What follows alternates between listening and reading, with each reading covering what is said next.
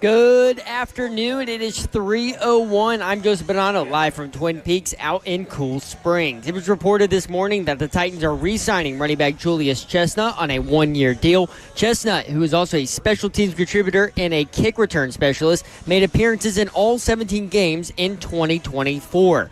Also, it was reported that Rondale Moore is visiting the Titans today. The former second-round pick of the Cardinals has also met with the Bears, Jets, and Vikings. Moore coming off a knee injury that held him out all of last season. In NFL news today, the Texans are signing tackle Cam Robinson to a one-year deal worth between $12 million that can be worth up to $14.5 million. The NCAA tournament first four continued tonight with a pair of games. 16 seeds Mount St. Mary's and American University face off at 5:40. Winner gets 1 seed Duke. 11 seeds Texas and Xavier face off at 8:10 p.m.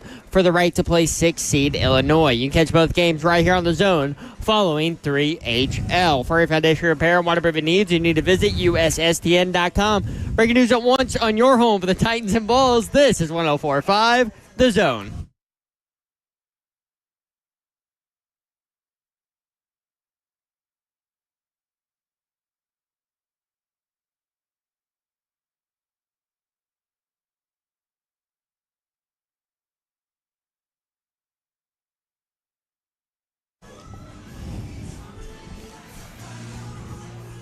Welcome in, 3HL 104.5 The Zone. Brent Doherty with you on a beautiful day in the Music City. Hope you're having a great, I almost said Friday. It is Friday for us. Hope you're having a great Wednesday, which Something like a Friday. Wednesday means what? Hump day. Sleigh Dog is here. I'm in the building. I didn't really know how to flow off hump day straight into I'm in the building. Hey, Curb. What up, Sleigh Dog? What up, though, Yoro? We're going to talk about the North Carolina Tar Heels here in a second. They were tired of listening to people talk about them. Dude, they were ready. Especially R.J. Davis, who has been there for 35 years. Yep. And was 6 for 6 from 3. When you talk about scorching, he was scorching. They interviewed him at halftime. Scorching. You saying Babsy is scorching today? Mama. Yeah, you never dress like this. What's going on? How about y'all? I just walk in. I got my hair dried. I got makeup on. I have a dress on. And you would have thought I just walked in And long naked. boots. Long boots, too. Because the boys were like, We're pointing out the window like, Well, hey, look at. what the heck is she wearing? Who is that? Last time we were here, you said, my contract's up. I'm going to apply for Twin Peaks. Yes, I did. So did. So we are at Twin Peaks in Cool Springs. Don Davenport is here. What up? What up, Babsy? In a dress. In a dress. And boots. And knee-high boots. Knee-high boots. Yes, indeed. That's right. Yes, I have a dinner tonight. Thank you, boys. I knew it had to be something. Thanks for noticing that I look like crap every other day of the week. Appreciate it all. We did not say that. Never will we say that. That's what you meant. No. By the way, also I'm going to need y'all's help because my dress is not buttoned at the top because I can't do it by myself. Here we go. Yeah. Here we go. Yeah. This is Welcome to Twin Peaks, baby. yeah, I'm gonna have to take a deeper look at that in a second. Y'all might be too old. You're gonna need some little magnifier glasses to be able to get it. I couldn't get it on my own. Slay's got those. Yeah, I do. Yeah, I took a nice. Kirby's got it. No, Kirby. It's not weird at all. Kirby. Not weird at all. Wait, it wasn't weird for me to do it, but it is weird for Kirby to do it. Yeah, basically. Kirby's is a little we are at Twin Peaks. We've got hot college basketball action. This is the perfect place for you to watch college basketball. Got the big tournament going on, and they've got 5,722 televisions in here. That's my count. So that's quite a few. Yeah. So anywhere What's the you beer look. temp? You can watch games, and obviously starting on Thursday they're going to be on all kinds of different channels. So you need to be in a place where you can watch multiple TVs at the same time. The beer temperature is 27.3 degrees here at Twin Peaks, and we are proud to be here. Thanks, We'll be here Curb. until 6 o'clock. Eggy Bop is right inside the front door, and he's got giveaway opportunities for you. So stop by and see him. We'll get you some details there. Brent Doherty, Don Davenport, Ron Slay, Zeph is here running Zone TV, among other things. Kirby is sitting over there. What's up, Kirby? Running something. Oh, he's fixing dresses. That's what Kirby's doing today. He did it. He did it.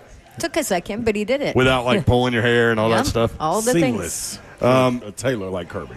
The much talked about North Carolina Tar Heels played with a big fat chip on their shoulder last night, pummeling San Diego State 95-68. RJ Davis, man, that guy's had an incredible career. They said number 2 all-time scorer at North Carolina, number 3 in ACC history. And being good and having longevity will allow that to happen. R.J. Davis had 26 points. He was 6 of 6 from 3. Tar Heels get Ole Miss in a 6-11 game. Interesting thing here is that game will be Friday, by the way, at 3:05 p.m. Interesting thing here is that the 11 seed is favored over the 6 seed Ole Miss Rebels by 1.5. Did they prove that they belonged, or do they need to play well against Ole Miss? Where are we with North Carolina now? Yeah, they got to continue to play well. That right there just got you into the tournament. Like, you are officially in that play-in. Now, not gonna call it. technically. Yeah, but we all know. What They it try to means. sell you that that's not how it is, but that's how I take it too. Right. We If I'm the team- we still call it the play-ins. Yeah. And if you're Carolina, that's the way you took it. Like, oh, y'all gonna put me in a play-in game? Y'all already saying I ain't supposed to be in it. So, I mean, that's exactly what As it a was. competitor, could you kind of see that coming? At least the chip on the shoulder. Maybe not like the Not that explosive domination. performance, but And I also thought because San they're Diego not State, that great of a team. Yeah, I thought San Diego State would give a little bit more resistance than that, but Man, 21 for San Diego State. they were on. He could not wait to turn the ball over. they were rolling, man. Like Mayor. that was I mean, every time down the floor. very true. But I I don't know who he is. God love him. I'm ready to see them go against Ole Miss. I think that's Bless going to his be a heart. beautiful matchup because of the way they play. Both teams guard oriented, playing 5 out. Like, this is because Carolina's not big at all. So who can? Were you surprised get to points see in the paint? them favored by 1.5? Like, you jumping on Ole Miss on that? I mean, I would. Yeah. Yeah, I probably am. Yeah, I don't think Carolina. I Can mean, get it. combination of 11 seed favored over 6 seed, and it's an SEC team. And then you got to think, Sean Padula I know played you're doing it. Yeah, he played at Tech last year. Like, he understands the ACC. Like, it ain't. This is no foreign land to him. Him and R.J. Davis probably done went to battle plenty of times, and Yep. now he's coming in Yep. with a fully loaded clip, playing against R.J. Davis and them. So You probably fully shouldn't loaded use, roster. probably shouldn't use that reference on Yeah, TV. you're right. You can get away with it on our show. Yeah. Yeah, fully loaded roster, man. But just FYI. Slay on the Guy has SEC a number. clip. Fully loaded clip. Dari no go. Can't you like, see it now? we're going to break. I think, Jackson, you have Chris Beard, right? Ole Miss coach Chris Beard. It was interesting. They had the pre-tournament press conference. Right. And the reporter asked a question about somebody else's comment, which is always funny to me, but Yep. like, I mean, everybody does it. I get it. But, you know, I'm like, if you got something to say, you say it. You know what I mean? But he said, well, this guy, a certain analyst on a certain network said that y'all were, what was the word he used? A fraud. That was wild. That was a wild choice of words right there. And, Jackson, do you have that? Yep. Yeah, let's do this. Ole Miss coach Chris Beard responding to accusations that his team is a fraud. Check this out. If you're aware or not, but there was a certain college basketball analyst from a certain college basketball network that last night called y'all, quote, frauds simply because of y'all's conference affiliation. Do you have a response to that? No.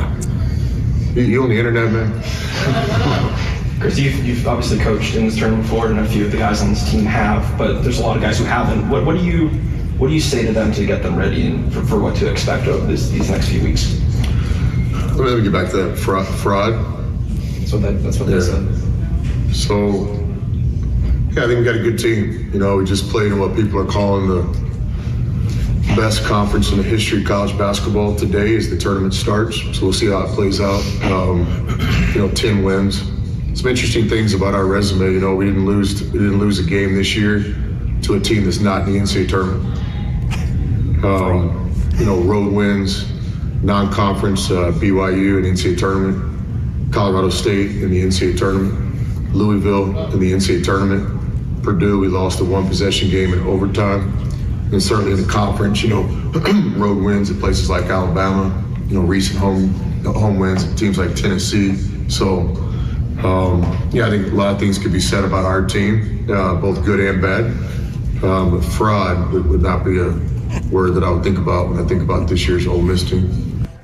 That's what I'm saying. Like, What a great answer. Yeah, and he thought about it. And he's a hot-headed dude. I was So- going to say, that's not the answer you expect from Chris Nah, Booth. he'll snap. I thought when the first way he answered it was like, come on, dog, you on the internet. Like, what? Who's answering this question? Then he went back to it. Was like, you know what? Let's go Let me back address this thing, fraud. Yeah. Because you know what? One thing about it, your teams are listening to this too. Mm-hmm. Getting ready to walk into, you know what I mean, the NCAA tournament. So any chip on the shoulder, then you can put it on there. You're going to reflect exactly what your coach thoughts are. And I would love that. Like, hell yeah, coach. I'm high-fiving him and everything when he come off the court. Coaches definitely use those moments as an opportunity. I think that's what entered his mom right there. Like, let me not let this just go. Right. You know what I mean? Because this is an opportunity. Yeah. Use it. Yeah. Use it every single chance, yeah. We have no losses to a team that's not in this tournament. I mean, he literally could have stopped there. But Like, that was silly. Like, that was But he that was kept wild. going. he kept Yeah, going. But that's like Auburn. Like, all these SEC stats are ridiculous. Like, Auburn, the stat of Auburn with 33 opponents and 24 of them are in the tournament, that is crazy. And they beat all of the 1 and 2 seeds, though. Like, that don't get much better than that. St. John's the only one they didn't play. Yeah, they them, didn't play them. That's why. March Madness started beautifully yesterday as Alabama State threw a full-court Hail Mary that ended up off of like 3 different They players. didn't even catch it. No, into the hands of a guy right under the basket. He hits the game-winning layup with 1 second left. Alabama State was like some games, like you don't care going in, and then you start watching it, and then you pull for a second. Like I loved the whole head coach and then player as his son dynamic. And they were talking about it on Westwood 1 as I was driving back, that, you know, that's happened before, obviously. And sometimes, like, dad is like, hey, I'm coach when we're out here. The player was like, no, I call him dad on the floor like he's my dad. That's real. I can do that. Right? I can do that. Kind of weird. That's a cool little moment. Kind of weird. And so they celebrate and all of those things, the 1 second, last second shot, and then they've got the bracket in the locker room, and they plant that thing in the winning line, and then now they're a 31.5-point underdog to Auburn. And you can't, like, I wonder how many First times. tournament win for Alabama State. Yeah. Like, you can draw that up probably 10 times throughout the season, and it don't go that way. No, because you can't anticipate what the defense is going to do. Like, right? but yeah, and also the thing is, you as the player that's trying to execute that, you're playing like this is the last shot of your career. Yeah. If it's in a regular season, I don't know if that type of effort is given. 2 guys That's a great with point. another one jump, fall in the air, they fall on the ground, the ball hops to another guy that's pursuing the ball. Imagine how many times you see that and the guy's stopping. Yeah. Like, you know because the what I'm ball saying? wasn't supposed to get to the guy that ended up shooting. Exactly. Yeah. But him being in pursuit of the ball, the other guy that was about to get it fell and tripped over a guy. Yeah. And was laying on the ground with his hands up like, what a mess. yeah, that was definitely Baby Babs. What a mess. Yes. It was a mess, but it was great. And Babs and I were talking about this when she and Alicia Clark were doing the high school basketball game. And you start to think about, and you made a good point there because I didn't think about this in the moment, but I did with the high school kids, right? Like, because this is the last time they're going to play like competitive organized baseball, Right. most of these girls, right? Yep. And so we were talking about that because some of them were crying and all these things. But I didn't think about that from that standpoint. But, yeah, I mean, It's a give it your all moment. you might have a couple guys go overseas. I don't Yeah, know. like but maybe. Maybe. You know what I'm saying? Like, Yeah. you get into a little minor league or something somewhere, but a lot of y'all going to end up playing at the little 40 and over league like I was playing in. You know what I'm saying? Like, That's where the Achilles pop, man. Man, that's why I had to stop because Babs. I don't know if Babs was wishing that upon thee or what. No, I know. It was a warning. Babs I've is here seen for it the happen warnings. way too Yeah, many we times. don't need to see it what happened again. You know This I'm is here what I for wanna all know. the warnings. I know. This is what I want to know, Babs. Real quick, Yoro just touched on it. What? How was that calling with AC? I need a critique With of Alicia. Alicia Clark? Yeah. She was awesome. That's Yeah. the first time she's ever done it. Is it? Yeah. I mean, they had her on like a WNBA broadcast, like as Just a talking, player, though. just talking. Yeah. But that was different because it was one. Yeah, this is the game. It wasn't even half or whatever.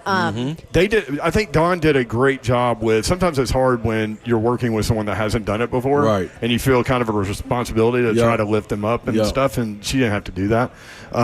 But like their chemistry was Dope.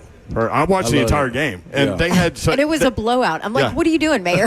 I kept Get texting outta her, but they had such great conversations, and that's what it turns to in a blowout anyway. And so I think it helped that you guys Like knew we had each a other. running and, clock. Yeah. In the state, Yeah, in the Running state clock in the fourth quarter. championships. I mean, Bradley it's like- Central, man. it was like Barrett's. Bradley's back. That was 3 in a row. Jeez. So it was like 70-18 in the fourth quarter.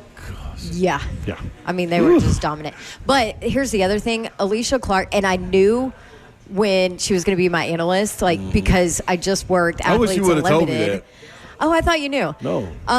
I knew because when I worked Athletes Unlimited, I would hear her in the huddles. And I'm like, she's like a freaking coach. The things she recognizes while she's on the court playing, I'm like, she's going to be able to diagnose the She game was like funny, no too. other, Yeah. which she did. Yeah. Because she would you could tell that she was feeling kind of sorry for, not sorry, that's a bad word, but Yeah. like feeling for the team that was Oh, behind by yeah. so much. So they hit like 1-3 and she's like, there you go. Yeah, Let's get a see- couple more of those see- going. She's I'm like, like, dude, they're down by 40. Yeah. she's such a softie. Every Yeah. bit, like, I she'll cry mean, right there. On you. she almost cried. Yes, I'm telling Yes. you, that, as Yeah. tough as she is, that's her right there. She All right. has the biggest heart. Yeah. Yes. Because you When- know me. I'm like, let's go. Come on. Step it up. Yeah, Give us a game. We've all known Alicia Clark for a long, long time, and she's a That's dope. phenomenal She's the person. best. I'm glad she got that experience. Can't believe she's still playing too. I mean, Yeah. that's an Right? incredible athlete She's right going there. to Seattle next year Yeah, for back WNBA. home. Going back home. 3HL 1045, the Zone Wednesday edition. You can watch the show live, YouTube, Facebook Live, Twitter, and Twitch. Twitch, please. The F&M Bank chat is open. You can communicate with members of the 3HL family there, or you can come by here. Twin Peaks in Cool Springs. We'll be here until 6 o'clock on 1045 The Zone.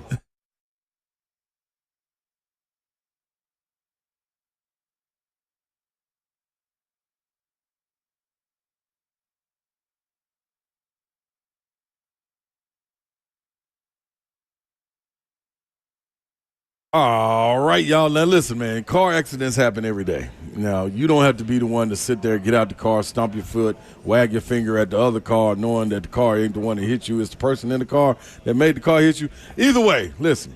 Put that to the side. 615-242-9000 is the number that you need to be calling. Bart Durham Injury Law. They're here to protect you and fight for you. So you don't have to get out of the car raising your voice. Then the next thing you know, you get an assault charge, or maybe you get assaulted. You become a victim twice. Listen, I got you right now. Blair Durham and his team, they've been fighting for folks in Tennessee for years, making sure insurance companies pay up. And I know this because I've talked to Blair. I understand this. No upfront costs, no waiting around, just real people making sure you get what you deserve. So if you've been injured, don't wait. Call BDIL. That's Bart Durham Injury Law. At 615-242-9000, store that number in. They're here for you 24/7 and ready to fight for you. All right, I want to tell you about Pella Windows and Doors of Nashville, because if you need windows, if you need doors, this is who you need to call, go to, visit their showrooms, one in Franklin, one in Hendersonville. Sometimes it is time to upgrade those things in your home. With summer on the way, warmer temperatures, maybe you've realized through the winter that air is seeping through. You want to help your air bill in the summer? Pella Windows and Doors of Nashville, who you need to call. Here's the deal. You know that they do things right. You know that their product is top-notch. And you know all of this because Pella, as a company, turns 100 years old this year. 100 lifetime warranties on all their products. And then on top of it, Pella Windows and Doors of Nashville, obviously, on top of that, backs up their work with warranty. 10-year labor warranty, which is leading in the industry, and they have the best staff in place to support you, the customer. I know, because we're just adding another new door to our home, thanks to Pella Windows and Doors of Nashville. They've got a Dawn deal going on this month, 50% off qualifying installations. Just ask them what it is and tell them to give it to you, the Dawn deal. Schedule a free consultation. Check out that offer, PellaNashville.com.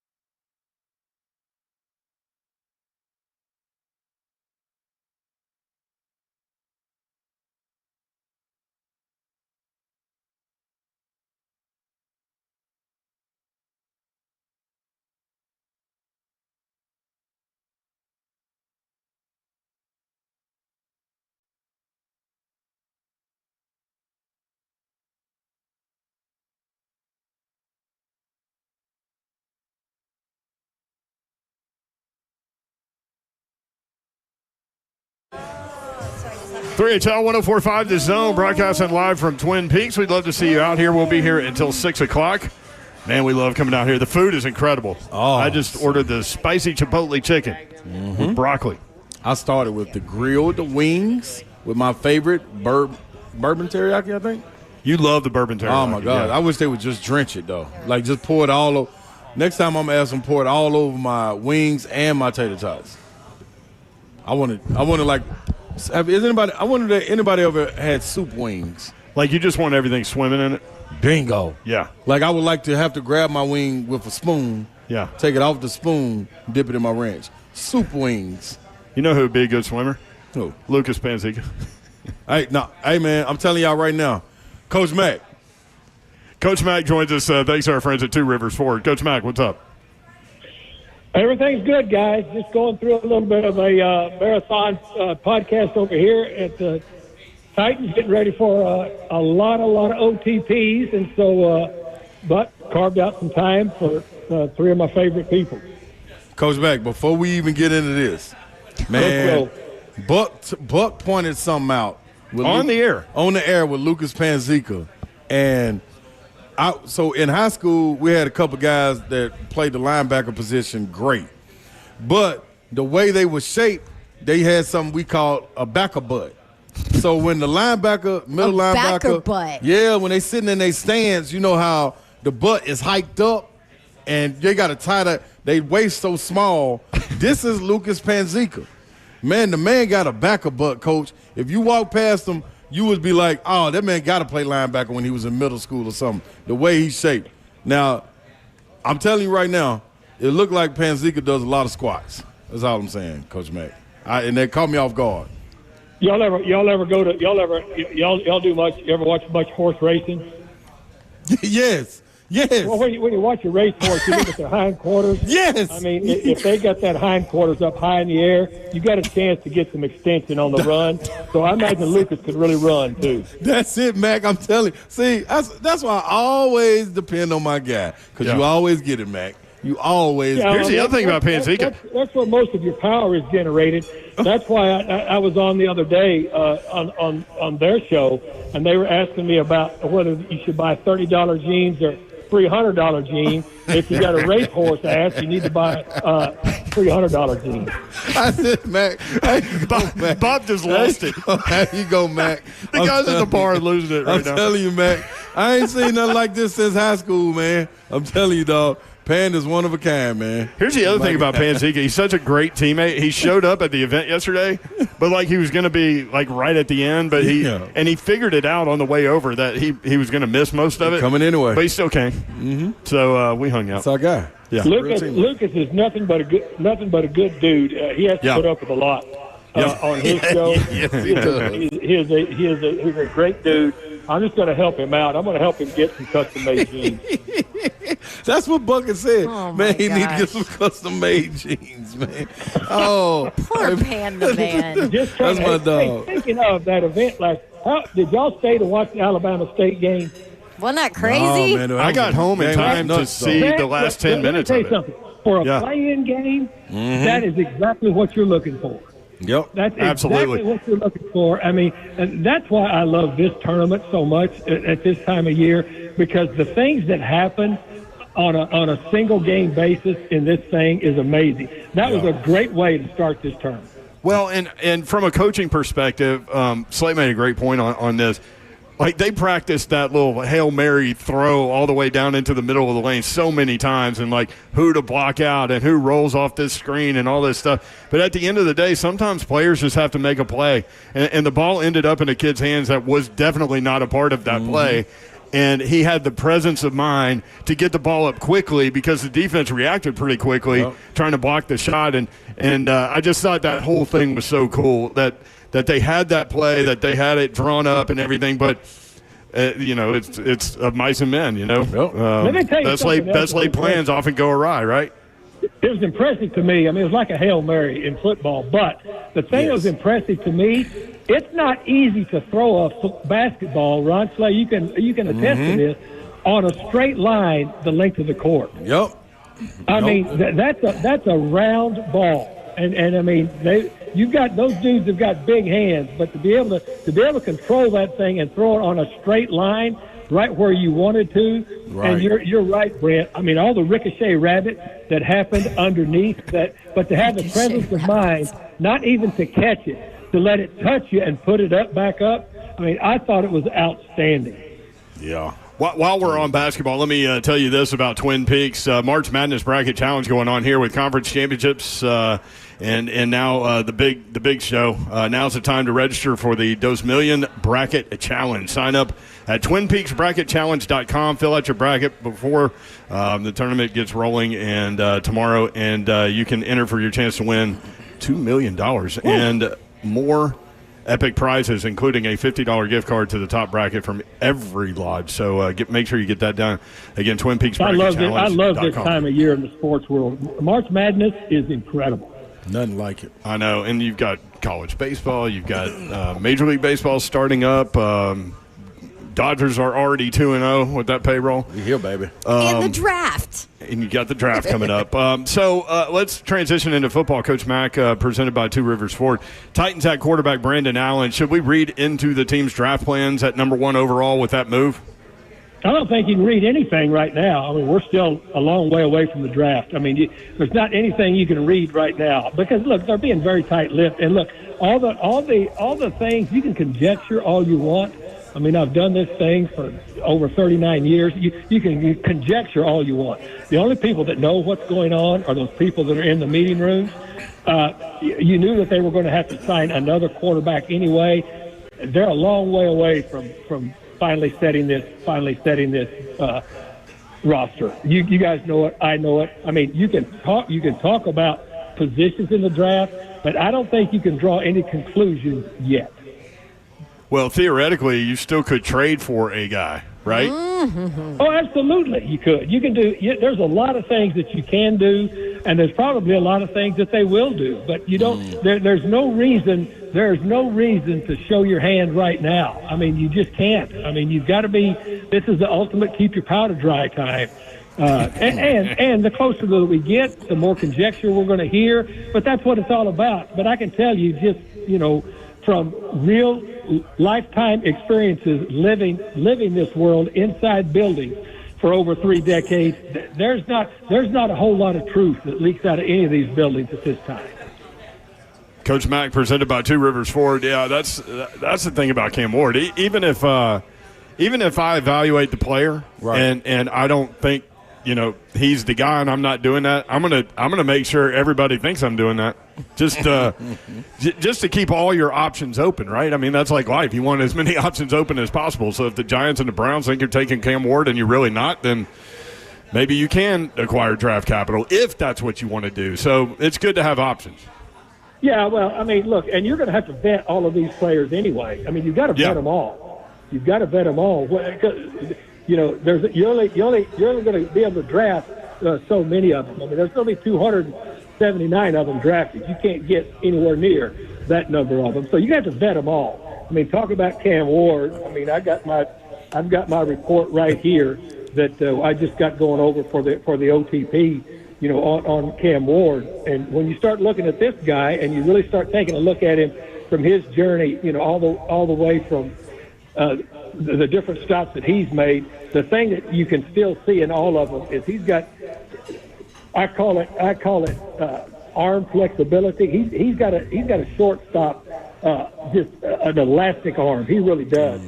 And he can throw some tight windows. He throws from multiple platforms. It's a lot like it reminds me a lot of what Mahomes did at Texas Tech. When you get back, go back and look at all my notebooks. He's a natural improv guy. Those skills are big. He does it very smoothly. He's a Gumby type of an athlete. I mean, I think that if you just look at his various stops that he's made, his processing speed has picked up everywhere that he's been as he's progressed up the ladder in competition. He's got really good accuracy. He can create explosive plays with his legs, and he's not going to be a 4.5 or 4.6 guy, but again, Mahomes, I keep going to that. He's not either, but he just has a way of getting open. And to me, I mean, he's a pretty quick processor. with what's going on. Now, sometimes you can see him rely a little bit too much on his arm talent. Ball security, he's going to have to concentrate on that, especially in this league where that's all defensive coaches focus on, is going after that football, especially with the quarterback. Again, he can be a little more consistent on his deep ball accuracy. And I still really believe that, that this guy, his best stuff is probably ahead of him, because you can see him incrementally to the different places that he's gone where he has gotten better. So it's going to be interesting for him. Yeah, we've talked a lot about this. Don went and saw him play against Syracuse, and that was a back-and-forth offensive game. And the interesting thing, and I think you made a great point with regard to Patrick Mahomes, and not to compare necessarily to those two players, right, because Mahomes might be the best ever. But one similarity I thought about from watching Cam Ward is he isn't the fastest guy, but he does understand the geometry of the football field, right? Like he takes really good angles on players to get them to maximize the yardage that he gets on a run. And Mahomes is the same way with that. Not the fastest guy, but understands the geometry of the field with the players moving. Well, I think that's a great point. I mean, and you look at it. I mean, we've played Patrick Mahomes here at the Titans, and you've seen him in critical areas be able to run away from defenders that are faster than he is. But You are correct. It's a matter of recognizing angles. It's kind of like playing flash tag in the backyard. You may not be the fastest, but if you understand where they are and where you're trying to get to, that's a great point, Brent. It really is. Coach Mack, now when we're getting closer and closer to the draft, it seems to be settling in for Cam Ward. What does that mean? Not necessarily, Rod. Okay. All right. Don't fall into that trap. I mean, you've got to process all of these quarterbacks, but don't do that yet. I just told you to keep your powder dry. You did. But I was talking about overall for all of the teams. Like that seemed would be what they push, and him being the number one pick, taking overall, regardless if it's the Giants, the Titans, they trade in, trade out, whatever it may be. My question is, it seems to be going quiet a little bit more around Shedeur. So what do we make of that? Like, what? Let's go with Shedeur. And again, because what did you see on him? He's got better intel than I do talking to other teams. We don't know what they're thinking. We don't. Right. I mean, you could read all of this stuff, but you understand the stuff you're reading is people that are guessing too. Right. Anyway. That's right.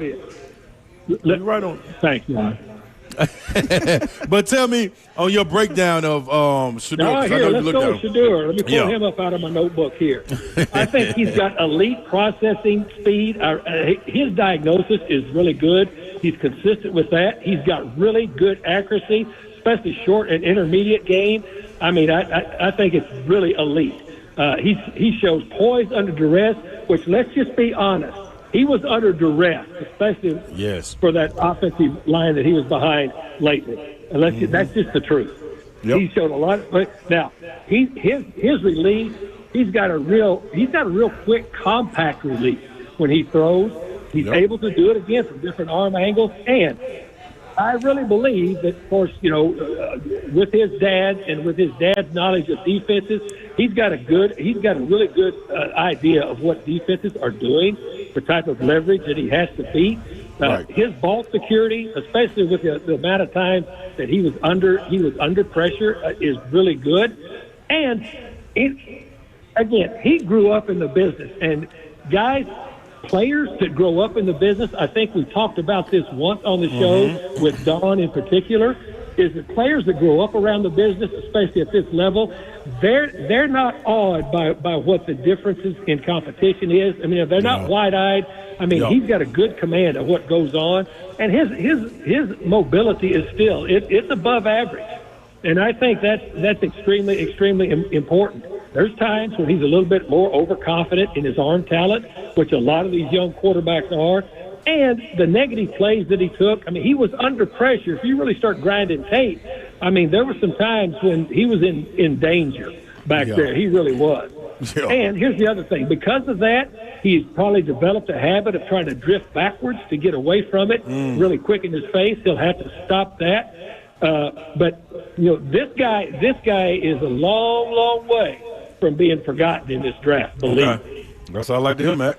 Love it. Love the quarterback breakdown. Next week we'll break down Abdul Carter and Travis Hunter with you and kind of go from there. But Coach Mack, about 5 weeks away from the NFL draft. Woohoo! Guys, if y'all watched Travis Hunter on film, and I know we'll say that, have you watched him at all?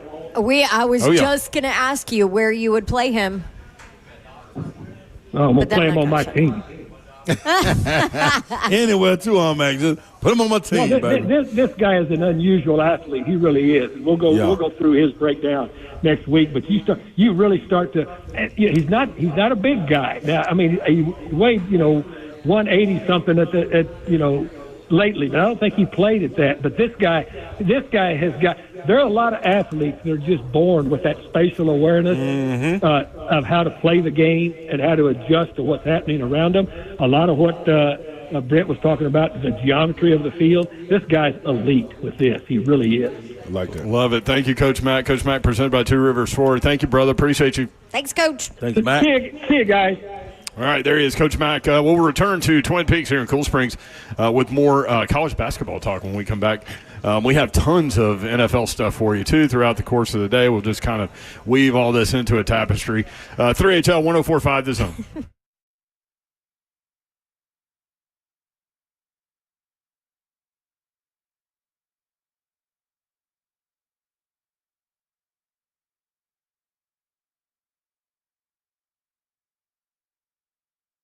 Please. And Ferguson Home, please. Yes, bring your vision to Ferguson Home where it all comes together. If you're a homeowner and you want your dream space, look no further than Ferguson Home. They have the best selection of bath, kitchen, and lighting for any of your home projects, top to bottom, with the countertops you want and the hardware and the lighting you want over. It doesn't matter. They can help you. And maybe you don't know where to start to get a beautiful finished project. Let Ferguson Home help you. You can book an appointment at your local showroom, 401 South Mount Juliet Road. By the way, in Mount Juliet is one of their 5 showrooms that you can go to. And then let Ferguson Home get you firsthand knowledge and personalized experts to help you every step of the way. Experts like Hinckley Lighting, inspiring radiance in 2025 with exceptional lighting, and ceiling fan products that are superior in design and quality. Yes, Ferguson Home can help you do it all. Bring your vision to Ferguson Home where it all comes together. Go check them out, fergusonhome.com.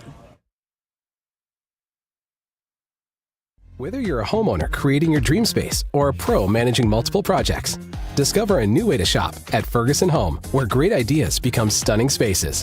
Ferguson Home is designed for the way you want to shop. Explore the best selection of bath, kitchen, and lighting products online, or experience items firsthand in one of our showrooms. Our experts offer personalized support every step of the way.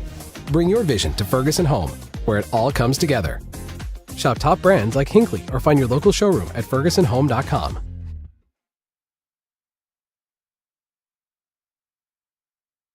We've got the trucks, all the trims, all the towing, all the bells and whistles, and all at Truck Month Savings. Two Rivers Ford is Ford Truck Central.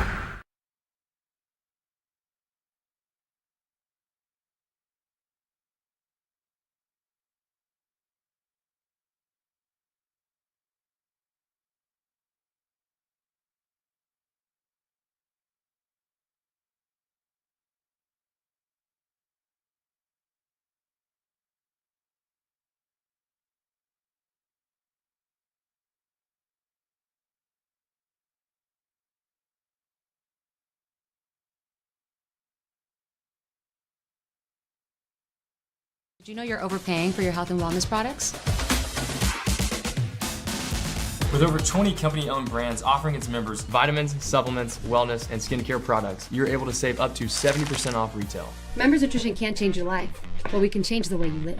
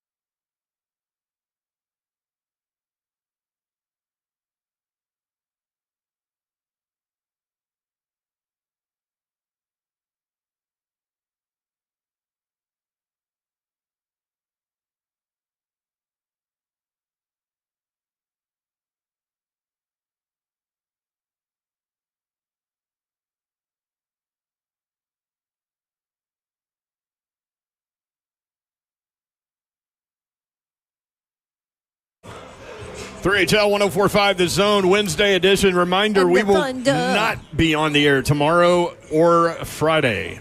We'll be back on Monday. So this is Friday for us. We'll be watching. There will be a whole lot of basketball. We'll be watching all the games just like you guys, and we'll be, we as 104.5 The Zone, we'll be carrying NCAA tournament games with our friends from Westwood One. Kevin Harlan, all those guys on the call. Kevin Harlan's actually doing the Lipscomb game, man. That's incredible. That's really fun. Isn't that cool? No, that's dope right there, man. Heck of an experience. I think we tried to get him on, right? He's just a little busy. A little busy. That's what he told me. And he was so nice. And like, I know. saying, He's like, no, I really can't, Brent. nice. Like when you get in those settings, man, those are some of the things that you remember. People calling your game. Like I remember. You remember James yours. Worthy calling my game. Like I'll never forget that. That's when he was the one that said the sleigh ride. Look out the sleigh, and it was against his team, North Carolina. So I was really like, wow, I loved it. How about that? He started the sleigh ride. It was the game before when we played UConn because he did the UConn game when we put them out to go to the Sweet 16. Then he was back doing the game. I wonder who he was with. I wonder was he with Kevin Harlan? Might have been. He may have been with Kevin Harlan. Yeah, he was on the Elite Cruise back then. Yeah, like that's crazy. James Worthy, for the kids in the audience, he used to dunk the ball. Yeah, please, and guys. He would. What's that? Please, guys, go look him up. Pretty please. Everybody knows who James Worthy is, right? Well, I don't know, Babs. You can't put it past him nowadays. Yeah. Oh man. I mean, Slay went in with his phone and like they didn't know what to do, and that's Very just true. because his phone was 5 years old. Yep. Yeah, that's true. But James Worthy would dunk. He would hold the ball as high as he could with one hand, and he would just glide and dunk it with one hand. I wonder if there's any tape of him not doing that, like dunking it in different ways. I've never seen him dunk two hands. I wonder when that happened, because that was obviously his iconic move. Yeah, straight up in there, Statue of Liberty. At some point, he decided, I'm not doing it any other way. Yeah, Statue of Liberty. That's good. That was it. Yeah. Worthy, boy, the truth running the break. Statue of Liberty could dunk on some people. Yeah, she's tall. Oh, absolutely. Stand still. It's like Zach Edey. Popular topic right now in Statue of Liberty? politics, apparently. No, yeah. They're trying to do away with it? There's a video out there of the White House press secretary. Yeah. All right. Boy, she's that lady's on one every day. She's firecracker. Regardless of your political affiliation. Yes. The fact of the matter is she is on one every day. And young. By the way, Twin Peaks, 29.4 degrees, the draft beer temperature right now. And National Chip and Dip Day is March 23rd. Put some chip on my dip. It's they've got the $5 triple play coming. Dip into National Chip and Dip Day at Twin Peaks. Celebrate with one of their fan favorites, the triple play, featuring house-made avocado smash, fire-roasted salsa, and chipotle queso, served with warm tortilla chips. The best part, they're just $5 all day with a valid purchase. It's like right up your alley, Slay. Man, what? Dip and chip? Let's roll. Chip and dip. Yeah, it's National Chip and Dip Day, March 23rd. I say put some chip on my dip. You can't do that. You double dipped. You got to put dip on the chip. What did he say on Seinfeld? You take the chip, you dip it, and you end it. Then the party over. You don't double dip it.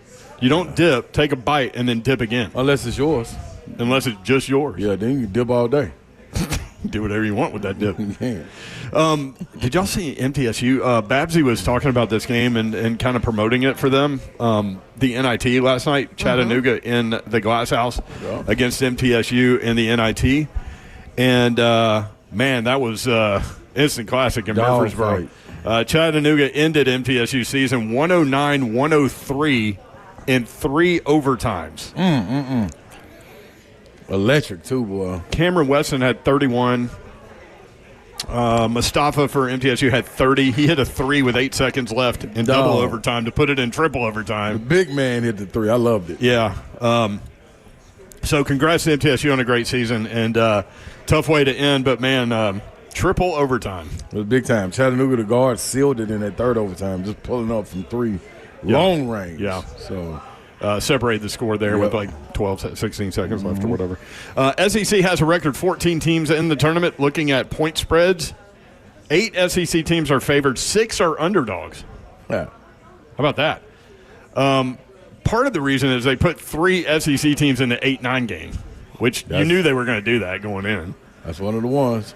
So here are the point spreads as they sit right now. Number 1, Auburn against 16 seed Alabama State, who won last night. 31.5 the point spread there. That's Thursday at 1:50 p.m. 9 seed Georgia, a 6.5 point underdog to 8 seed Gonzaga. What do you think about that matchup? We haven't really hit on that one. No, say it again. Georgia and Gonzaga. Yeah, that's that one right there. We did talk about Nembhard with Gonzaga. Yep. We did a little bit, but that, when you're looking at it, I got to get the name because I don't want to say his name wrong. For the big man for Gonzaga. Gonzaga, 6.5 point favorite. That game is Thursday at 3:35 p.m. Man, I can't wait. Ike, there he is. That's a big fella. Big Ike averaging 17 and 8. So he had a great performance last year. I love it when you say the big fella. Yeah, I like the big fella. This year, him and Nembhard, they got a good little chemistry together. So I'm gonna be interested to see how he plays. He's played better and better each year. Gonzaga's not who Gonzaga has been either, though. Yeah, you know what I'm saying. So Georgia, it's gonna be interesting to watch. Asa Noor, who's could be a top 15 pick, probably more than likely, and Ike, who should be a first rounder. See what they do battling one against each other. 2 forwards that get to go after each other. So winner against number 1 seed Houston. So potentially taking the SEC bias out of it, potentially a Gonzaga-Houston matchup. I don't know, man, because Silas Demery for Georgia, if outside of Walter Clayton Jr. for Florida, what he's been doing, and Zakai, Silas Demery Jr. for Georgia has probably been playing the best basketball and allowed them to go on that run in order to get in the tournament. So I ain't just going to put it past them. Yeah. And I don't think Mark Few has his guys locked in like you would expect. I probably pick Gonzaga. Yeah. Say all that to say. It's just hard to pick. It's hard to pick against them. I knew you would get there. Eventually. It's hard to pick against them, though, man. I know. 2 seed Tennessee against 15 seed Wofford. Tennessee, an 18.5 point favorite Thursday at 5:50. You can catch that game right here on 104.5 The Zone. Arkansas, 10 seed against 7 seed Kansas. Kansas, 4.5 point favorite. They got some good news. The Hogs did. Yes, they did. Boogie Flan will be available. There was some talk that he would be. Now we know. Yes. Because Coach Cal's been talking about that for about a week. And he had been practicing. But Kansas, a 4.5 point favorite. I do not trust the Jayhawks at all. Right. Thursday, 6:10 p.m. Texas A&M 4 seed against 13 seed Yale. Texas A&M by 7.5. Yeah. Kind of a tight line there with a 4-13 game. Yes, it is. Thursday, 6:25 p.m. Number 6 Missouri, 6 seed Missouri versus 11 seed Drake. Missouri favored by 6.5. Not a big line there either. Nope. Thursday at 6:35. Then you go to Friday, 8 seed Mississippi State versus 9 seed Baylor. Bulldogs by 1.5. That's Friday at 11:15. That's going to be an interesting one. That's contrast of styles right there. That's what I love about the tournament is watching how all that plays out. Who can kind of dictate flow. Yeah. That's going to be one to watch. Hustle and flow. Yeah. 2 seed Alabama, 15 seed Robert Morris. Alabama 23.5 point favorite Friday at 11:40 a.m. Vanderbilt 10 seed against 7 seed St. Mary's. St. Mary's number 5, top 5 defense in the country. They rebound the ball exceptionally well. 3.5 point favorite over the Commodores Friday at 2:15. Vanderbilt's going to have to get those bully ball things going. Stay out of foul trouble. They can get it out done. of foul trouble. Yep. Ole Miss 6 seed against 11 seed North Carolina. The 11 seed Tar Heels are a 1.5 point favorite Friday at 3:05. 1 seed Florida, 16 seed Norfolk State. Gators by 28.5 Friday at 5:50. 3 seed Kentucky, 14 seed Troy. Kentucky favored by 11.5. This was 9.5. Money coming in on the Wildcats pushing that line up.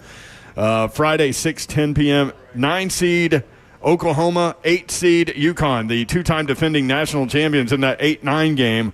UConn a 5.5 point favorite Friday at 8:25. A couple other teams of interest.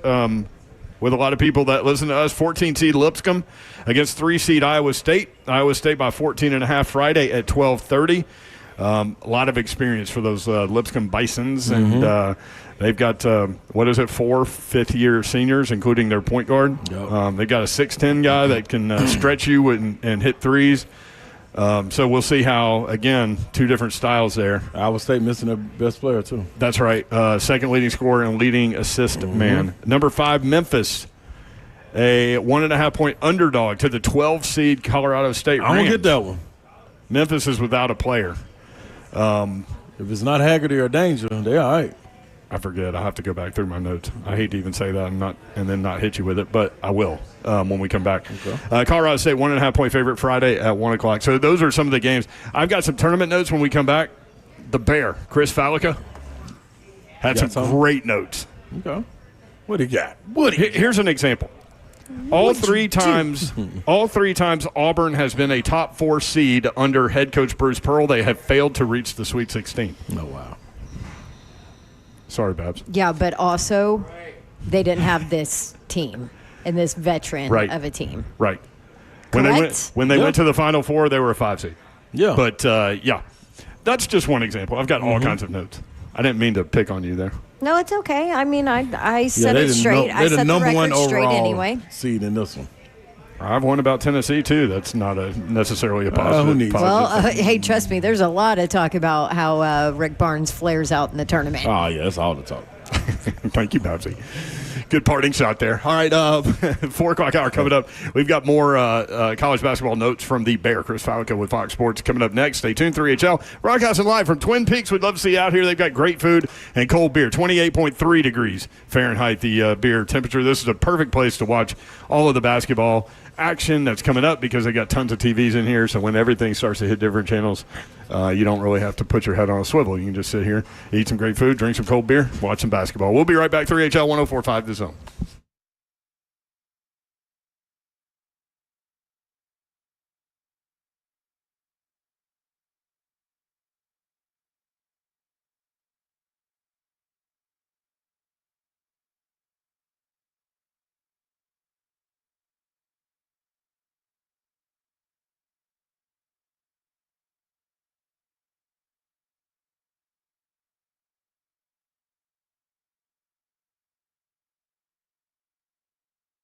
All right, y'all. WeGrowHair.com. That's where you need to head over to 615-376-6010. You get that? Write it down. I'll say it again. 615-376-6010.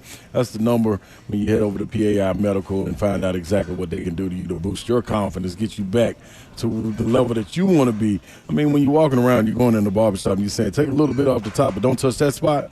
Yeah, you probably should go to WeGrowHair.com because they got the laser treatments. Also, they have the Artis robotic FUE procedure, and We Grow Hair's high-density hair transplants that give you 2 times more hair in one procedure. Or you can do like I do. Little sunroof for showing, close it. PRP laser treatments for busy men and women. In and out, about 45 minutes. They work thicker, fuller hair, restore your hair and your confidence. Boom. It's always that simple. 615-376-6010. All you got to do is go to WeGrowHair.com. Get you a free consultation right now.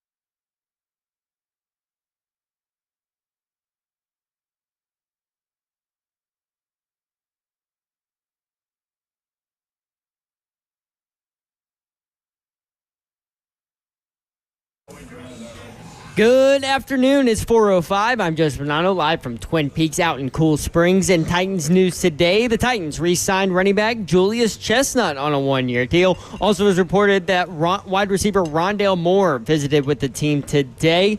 He's coming off of a knee injury that held him out all of last season. He also visited with the Bears, Jets, and Vikings. The NCAA tournament first four continues tonight with a pair of games. 16 seeds Mount St. Mary's and American University face off at 5:40. Winner gets 1 seed Duke. 11 seeds Texas and Xavier face off at 8:10 p.m. for the right to play 6 seed Illinois. You can catch both games right here on the Zone following 3HL. Fargo Foundation Repair waterproofing needs. You need to visit USSTN.com. Breaking news at once. Your home for the Titans and Vols. This 104.5 The Zone.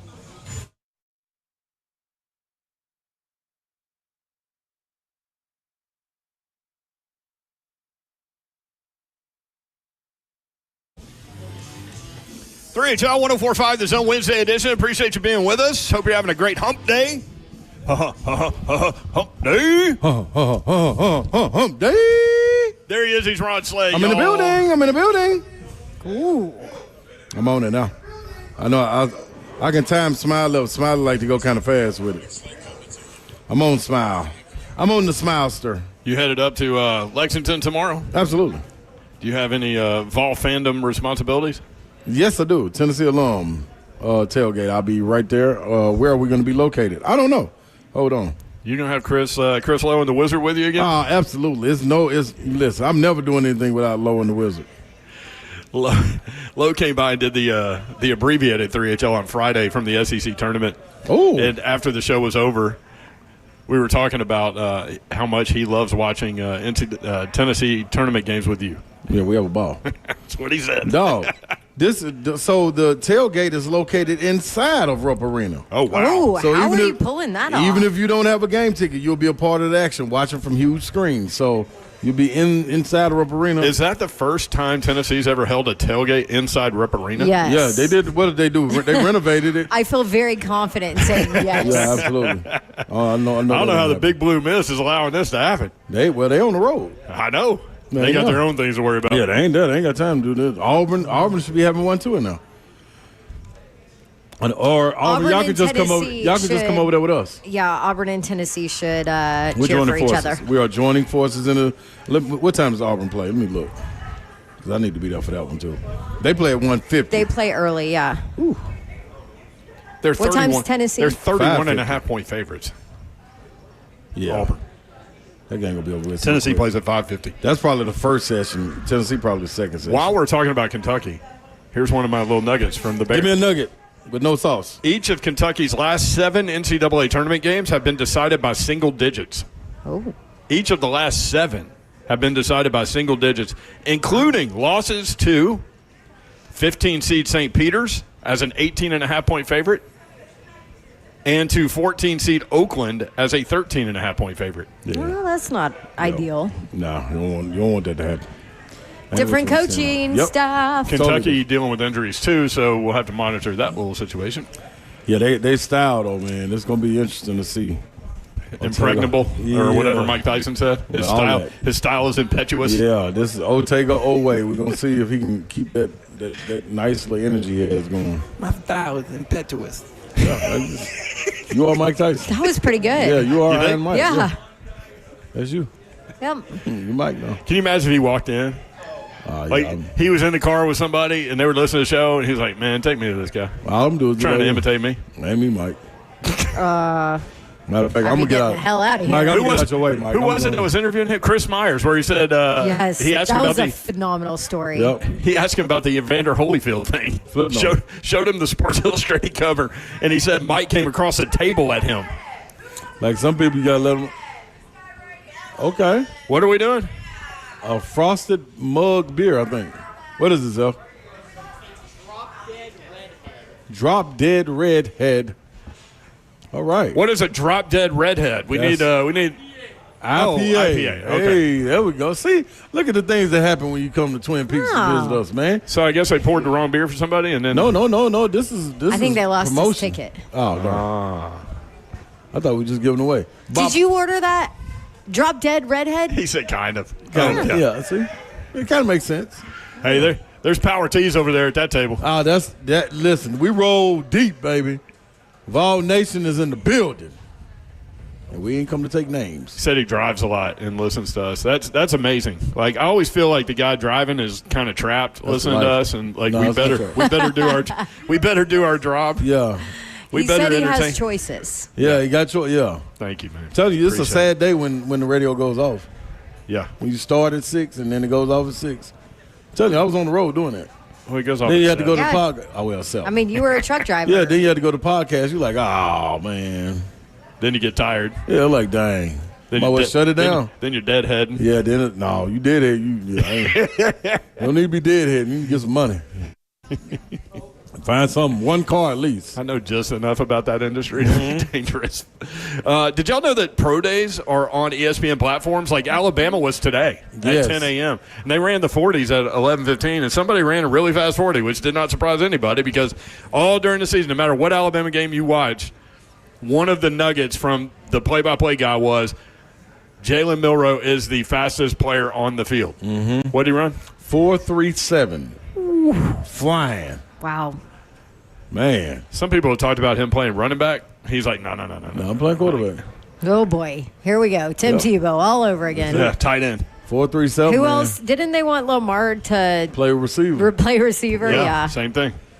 Remember, he fell to the end of the first round. When will they learn? Nobody's doing it. What was Lamar? Pick 30? 32. 32? He was the last pick of the first round? Yep.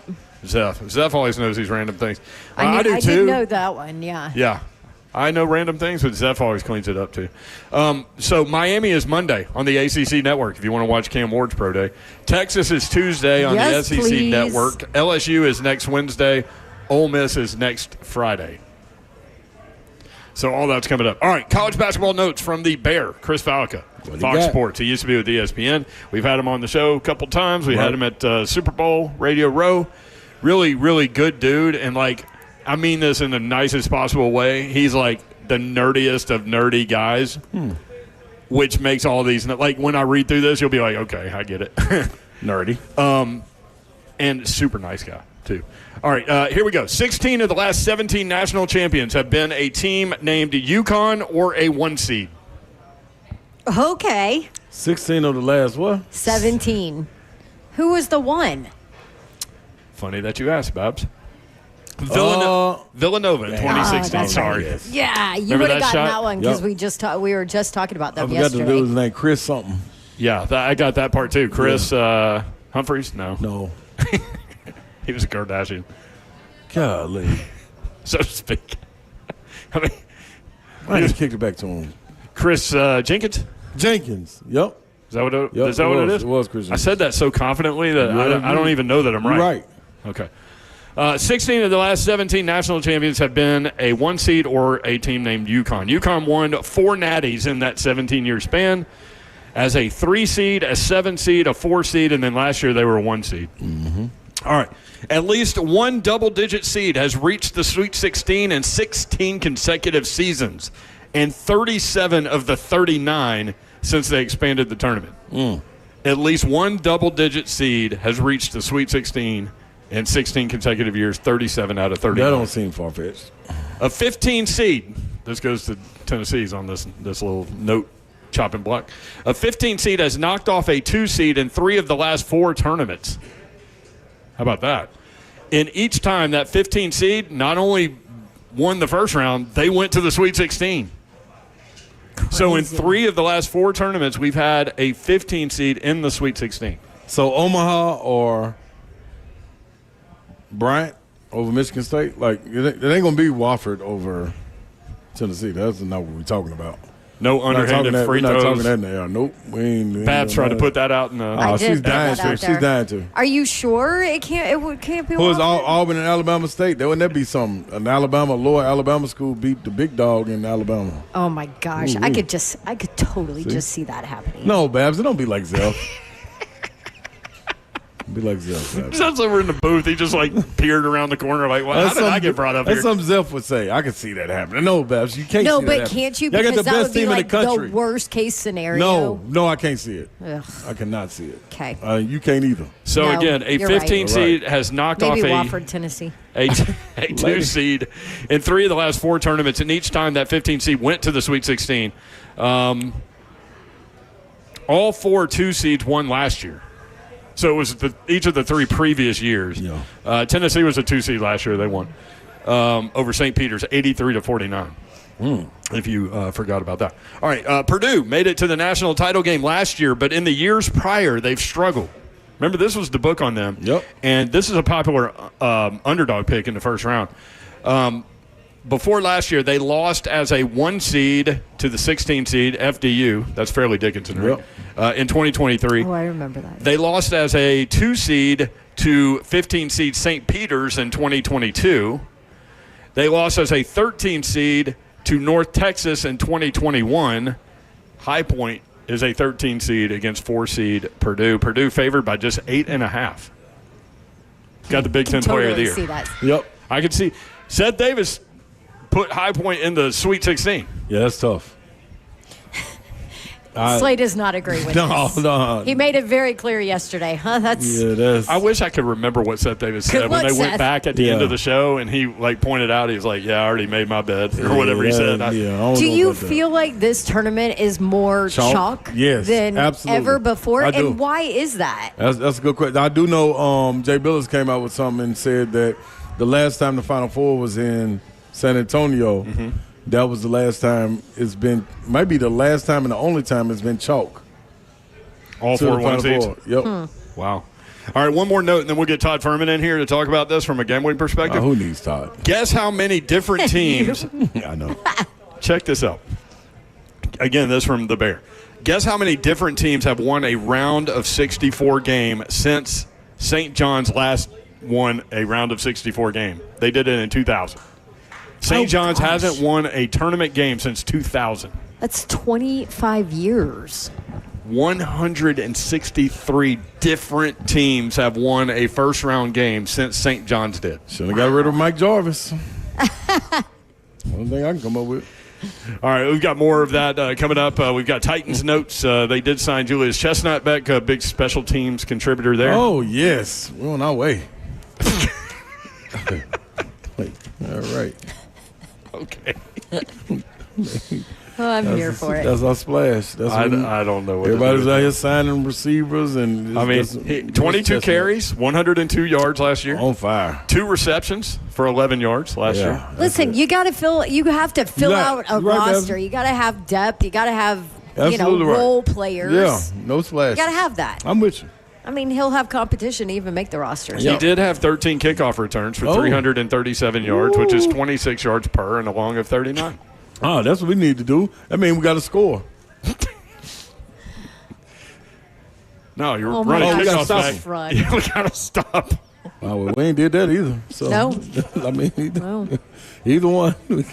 Well, your analysis of this Julius Chestnut deal is I'm just saying. I was looking for the splash, and that's what we got. It's a Debbie Downer They analysis. told you the splash ain't coming. You are right, and I don't believe him. I believe it's got to be a splash somewhere. No. Are we next to a pool? Just throw Buck in the pool. There'll be a splash. There you go. He can't swim. Yeah, throw him a life raft, too. Yeah. All right, Todd Furman coming up next. We'll talk about the tournament from a sports gambling perspective. 3HL 104.5 The Zone.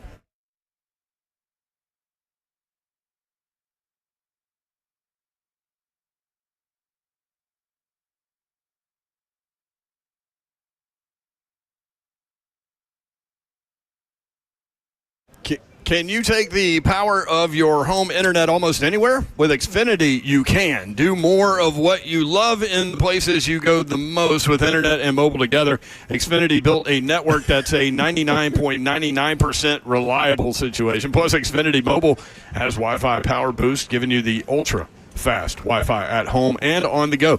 Get the same reliable network and the places you need it the most, like at the coffee shop, in line at the grocery store, or at the game, all to power more of what you love, whether you're a gamer, streamer, or working from home. Whatever you're into, You'll love how fast you can do it with Xfinity Internet and mobile together. Now through April 17th, get 300 megabit Xfinity Internet and one unlimited mobile line together for $30 a month for 1 year with no annual contract, and save $1,000 in your first year over Verizon and AT&T.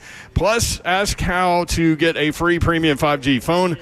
Visit Xfinity.com. Call 1-800-XFINITY or visit a store today. Requires paperless billing and auto pay with stored bank account. Restrictions apply. Equipment taxes and fees are extra. After the promotion, regular rates apply. Actual speeds vary. Savings compared to Verizon 5G Internet plus one unlimited welcome line and AT&T Internet 300 plus one unlimited starter SL line. Xfinity Internet required reduced speeds after 30 gigabits of usage per line. Data thresholds and actual savings vary. All right, y'all. Dr. Kellum, you're probably wondering who he is. You hear about it quite often. Kellum Stem Cell Institute, exactly what they do. But let's get a little background on Dr. Kellum. He recently returned from Hungary when he worked with the Olympic team in the USA. That's in basketball. He was also the team doc for the Boston Celtics and works with several major sports franchises, including the players. Also affiliated with the Tennessee Titans. Great therapy for concussions or anything that needs reduced inflammation.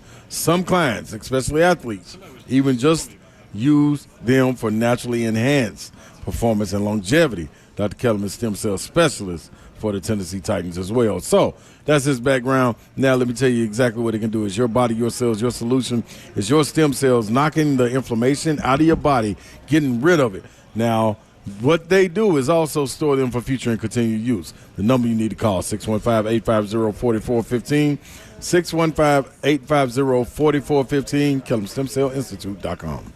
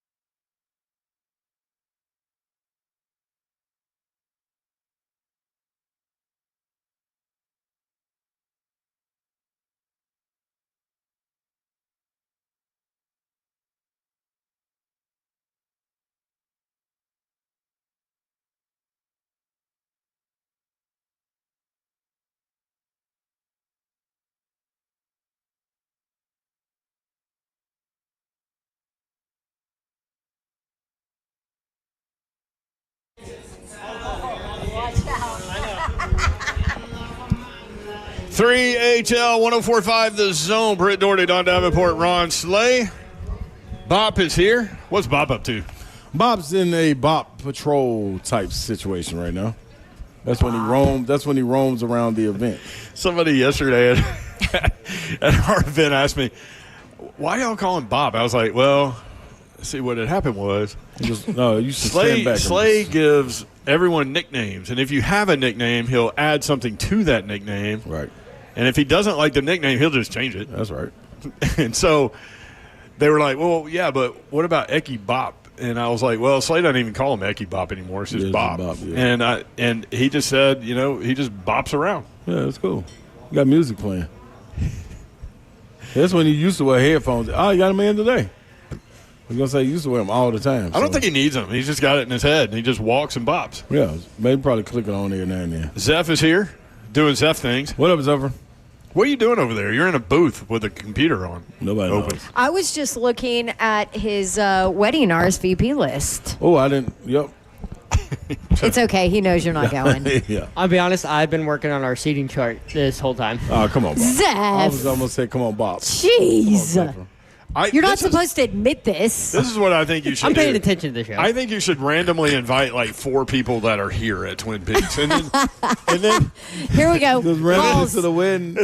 They're wearing the right color. Yeah, and then go home and tell your future wife, "Hey, I ran some really great people at Twin Peaks. They're coming to the wedding." I think they'd be a lot of fun. Yeah, it's just 4. That'd be good. And 1. 8. She'll be like, Hey, I will say, our table, "Wow, I just checked the seating chart, is going to be fire. your got table." got a good section. Who's at your We got table? a good table. Who we got? Well, Bert Oh, that did it. There you go. That's all you need. That is all and you Lucas. and Lucas. need. Panzika and jeans. Butt pan. No Buck. No, he wasn't invited. No butt pan. Can't call it butt pan. No. That's weird. That's like a hospital utility thing. Yeah, I kind of like it. And then Jackson's at y'all's table. Jackson. Hi, Smiley. Smiley. And By the one of way, our college Smiley's friends. voice just cracked when he said 3, 2, 1. He was nervous. Just a little hoarse. From what? What you been hollering at? I don't know. That's called a pony. Let's Watching do this. He called a Basketball? pony. He said a little horse. Why don't you ask Todd Furman if he wants to go to the wedding, Zeph? Oh, yeah, it's Furman time. Come on. Todd Is Furman he gonna joins us fly now. from Vegas? Hey, don't put it past Todd Furman. He'll get on. He got a private jet. Although He likes Nashville. Furman didn't invite any of us to his wedding. He Is sure that true? didn't. Nope. Yeah. You should invite him to a place that's not really existing. Let him pop up there. Todd, what's up? Slay, tell me how you really feel, my friend. Tell me how you really feel. I wouldn't do your wife like that, though. It's just only you. Somehow No, we would that's what I separate figured. y'all. Trust me, she'd leave me high and dry to come to Zeph's wedding if she was invited as well. But the reality of all this is I'm a little bit concerned about how much time is being spent on assembling the seating chart. You basically build it from your core on out, and then if you have people that aren't properly placed, you put together some misfit tables. It shouldn't be that difficult unless you have family members that want to fight each other over a variety of issues. It should be relatively idiot-proof there, Zeph. Well, here's the other problem with this whole adventure is his wedding is on Final Four Saturday. Well, you know what? It's a good thing for you and Slay. You're not going to have anything else to worry about, so you guys can focus on the wedding when we get there. Why would you do that? Oh, that was great. Why would you put that bad was way juju? too easy. I mean, Slay, I may not be a big guy in any semblance of the word at 5'10", but if you're going to throw me a lob on an 8-foot rim and we're playing against a bunch of grade schoolers, you bet your bottom dollar I'm going to try and throw it down, and that's the kind of lob that Brent threw to me right there. That is exactly what he threw to you. I thought you were going to be a better human than that, but I see just because the madness has started. Yeah, if there's low-hanging fruit with a week to recover when I was under the weather last week, and I had to watch you and our boy Peter Burns take me through the SEC tournament, at least the early going, trust me, I was going to come back better than ever when we got a chance to talk a little hoops today. So that was another reason I had to switch my phone. During the SEC tournament, when I was getting group messages, I couldn't reply. I could only reply to single people. Like, I couldn't reply. Oh. Yeah, that's why His phone, Todd, was so old that he went into where'd you go? T-Mobile yesterday, and the kids that work in the store didn't know what to do with his phone. Like, it was that old. Yeah. I mean, look, I respect it because every time I try and send Slay a picture, there's about a 7% chance that picture is actually going through. So it makes a world of sense now that you guys have outlined some of the technological, problems that Slay has been fighting uphill against for the last couple of years. I'm on point also, now. I'm back. He does not have an iPhone, which is back. super annoying. So he's I'm the back. green chat guy. Oh, but I'm good now though. I got him popping. No. Well, here's the thing though, Slay. Here's the thing though, Slay. You got to keep that old phone, and all of your bosses at ESPN have that old number. So if they want to send you group messages, you can't possibly reply. And everybody else that you actually want to interact with on a day in, day out basis, they get the real number and they have access to the better phone. Yeah, I've got a similar problem. My work email is completely shut down right now, so I don't know whether to fix it or just enjoy it. Hey, I used to love those days when my work email was over storage. I would tell IT, you either expand my storage or I'm not going to be able to work out on my email. It only got me so far, though, as an entry-level analyst. I'm sure I would have had a little bit more carte blanche if I was a little higher on the food chain. All right, let's talk about the tournament. An 11 seed, Todd, has won a first-round game in every tournament since 2005. The 11-6 matchups, BYU, VCU, Illinois, Texas Xavier winner, Missouri, Drake, Ole Miss, North Carolina. Do you see some value in there with an 11 seed? I mean, look, UNC already got bet. They opened -1 on the heels of that dominant performance against San Diego State last night. That number has leaked out to 1.5, 2, and that was folks kind of jumping ahead of where they think this Tar Heels team should be power rated. They can put some of that, should they have been in or out of the field of 68 drama behind them, and carry some of that momentum forward. And what we've seen in the tournament in the past is that teams that win in the first 4, have a high probability of getting into the round of 32 because they're playing with a little bit of house money. They've got that first game under their belt. So, that becomes, at least on paper, the most likely 11/6, and we'll call it an upset, but for gambling terms, it's not. Drake, Missouri, an interesting game because you have two teams in a very contrasting styles. Missouri wants to try and get up and down the court a little bit more. Drake wants to drag you into the swamp and turn into a full-blown rock fight. They're not going to match up athlete for athlete, but we'll see if they can play a game to their liking, in the high 50s to low 60s.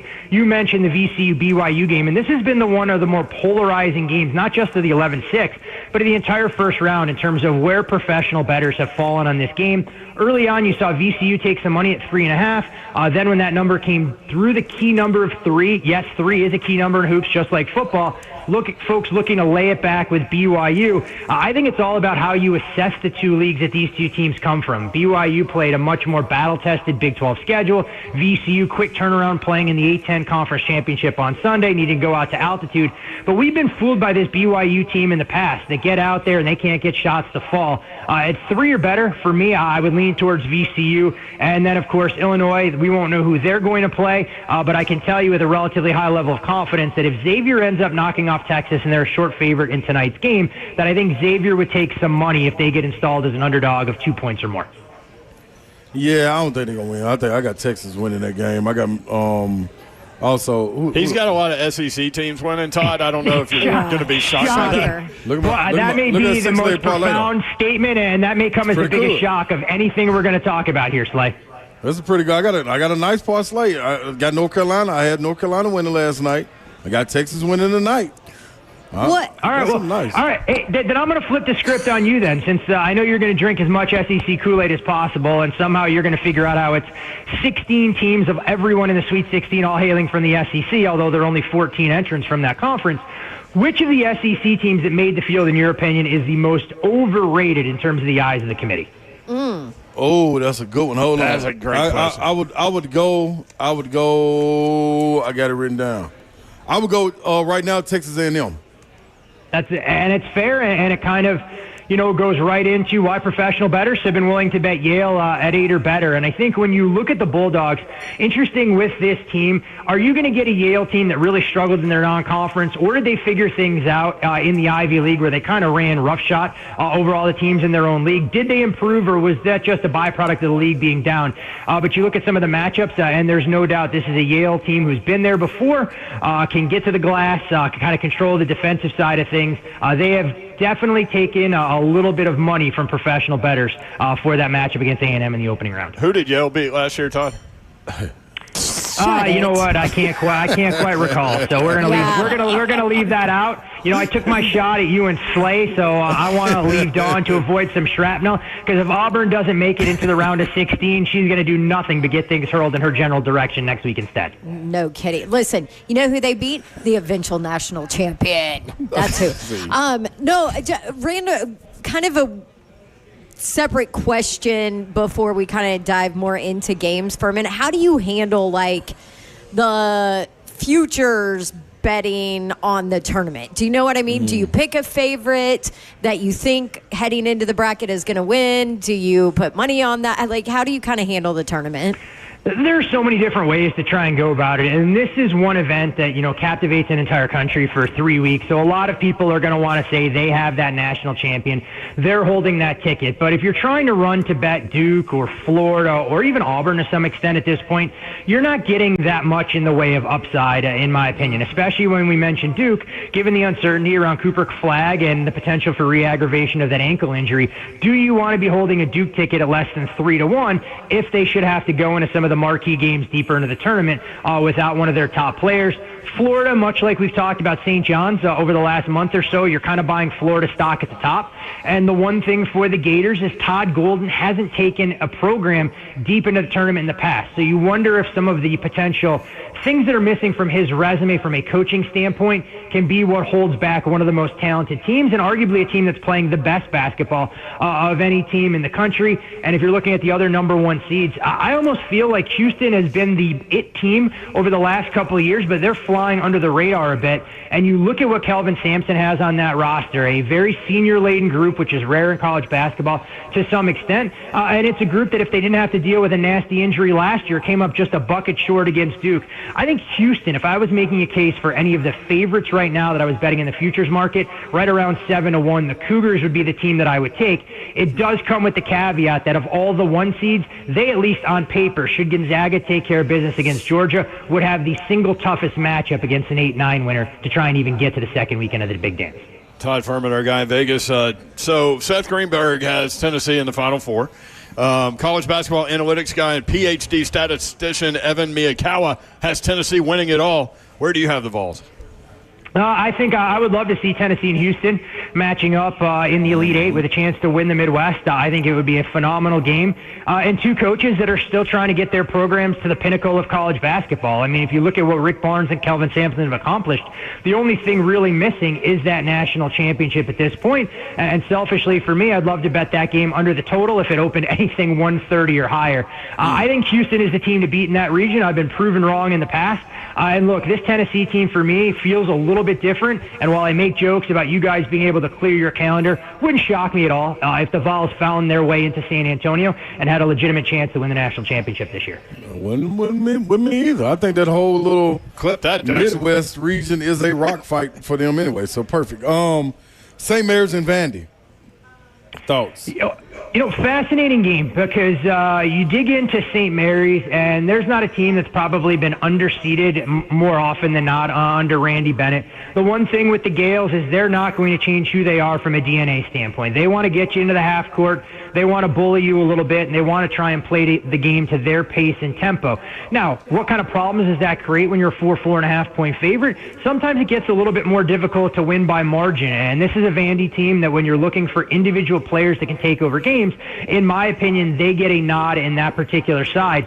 The problem that I have handicapping this game is that I don't know what I'm going to get from Vandy on a game-in, game-out basis, and I'm not sure Vandy fans know what they're going to get from the Commodores on a night-in, night-out standpoint. So I love the contrast in styles here, two teams hailing from leagues that play very different styles of basketball, and should be one of the more entertaining opening round games between the Gales and Dores.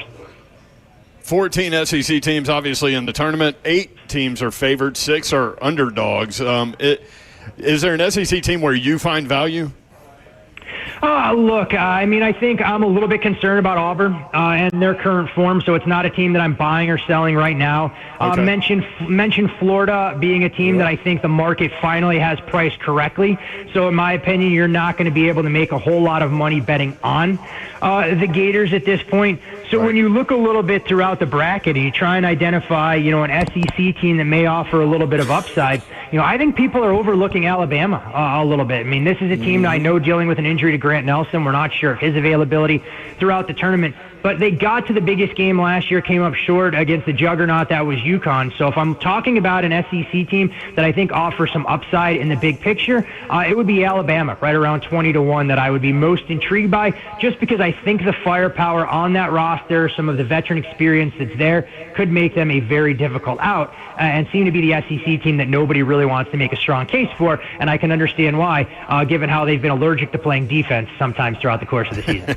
No question about Very that. true. Is there a team outside the top 16, the top 4 seeds that you like and that you're paying attention to?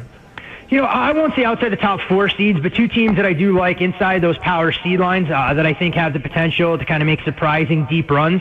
I would say Texas Tech. Their health, of course, going to be the big concern. We'll see exactly what Grant McCaslin elects to do with his players as a 16-point favorite against UNC Wilmington, if he'll err on the side of caution and kind of hold those guys back. I look at Wisconsin. You know, we saw them at their best. They got a little bit of revenge for a late regular season loss at the Breslin Center to Michigan State. And if shots are falling for this Badgers team, look, they can get up and down the court and score at a much higher rate than what we've grown accustomed to from the Badgers in the past. I guess for me, a team that I'm a little bit more concerned about, though, from a power seeding line, we mentioned Texas A&M. Look, Maryland, and I know depth shouldn't be something that you place a ton of weight on, given, that there is, essentially 36-plus hours between games. We know the TV timeouts are a little bit longer. I'm a little bit concerned that Maryland only goes 5 deep that they can reliably lean on, and if any of those guys get into foul trouble, it creates some real problems. The other team that I'm not as high on as the market right now, I'm just not sure you're going to have a chance to bet against them, feeds into that Texas Tech storyline. I think St. John's, they deserve a world of credit. What Rick Pitino's been able to do in just his second season, kind of resurrecting what was a corpse of a program since what we saw in the early 90s. I'm not sure the winner of the Kansas-Arkansas game can push them, but I really worry about the Johnny's ability to knock down shots from deep, and if they get into tight situations late, make free throws and win by margin. So it wouldn't shock me at all if St. John's, who's a little bit overvalued in my opinion, didn't find a way to get as deep into the field as a lot of people are talking about them as a sleeper Final Four team. I think they have an Elite 8 ceiling, and wouldn't surprise me if they ended up getting knocked out in the Sweet 16. Top Father, another team keep an eye on playing in Wichita, Kansas, is Missouri. Keep an eye on Missouri, man. I think Missouri is not who they were to end the season, but going into this NCAA tournament, I see them getting to the Sweet 16 and knocking off St. John's and making it to the Elite 8. I do think the matchup, if Missouri were to get through Texas Tech, should that be what we see in the round of 32, could pose some problems for St. John's. Do you worry about any of the injury concerns with Missouri? Do you think they're going to come in, fully healthy in this particular spot? And you're right, Slay. I mean, we've seen Missouri on their best. I mean, they went into Gainesville and absolutely curb stomped the Gators. That's something that not a lot of teams in college basketball would be able to do. Yeah, Mark Mitchell, I thought him setting out that SEC tournament, that was them getting ahead of anything that could happen. So I expect them to be full strip. Caleb Grill is playing at home. He's from Wichita, Kansas. 6th man of the year in the SEC. Keep an eye on him, man. One team that I will ask you guys about, I know we talked a little bit about Vandy right there in your backyard, Lipscomb, and their matchup against an Iowa State team as a 14.5 point underdog. Do you think the Bison have a chance to be able to push an Iowa State team who's a little bit undermanned? They know exactly what they're going to have roster-wise. There isn't any uncertainty, but playing without one of their key cogs for a team, in my opinion, that probably peaked a lot earlier in the season and more or less limped to the finish line. Yeah, Iowa State, interesting. They opened 17-2. They closed 7-7, and we talked about this earlier. Keyshawn Gilbert will not play. That's their best player. Lipscomb, Todd, has 4 players that have 5 years of experience.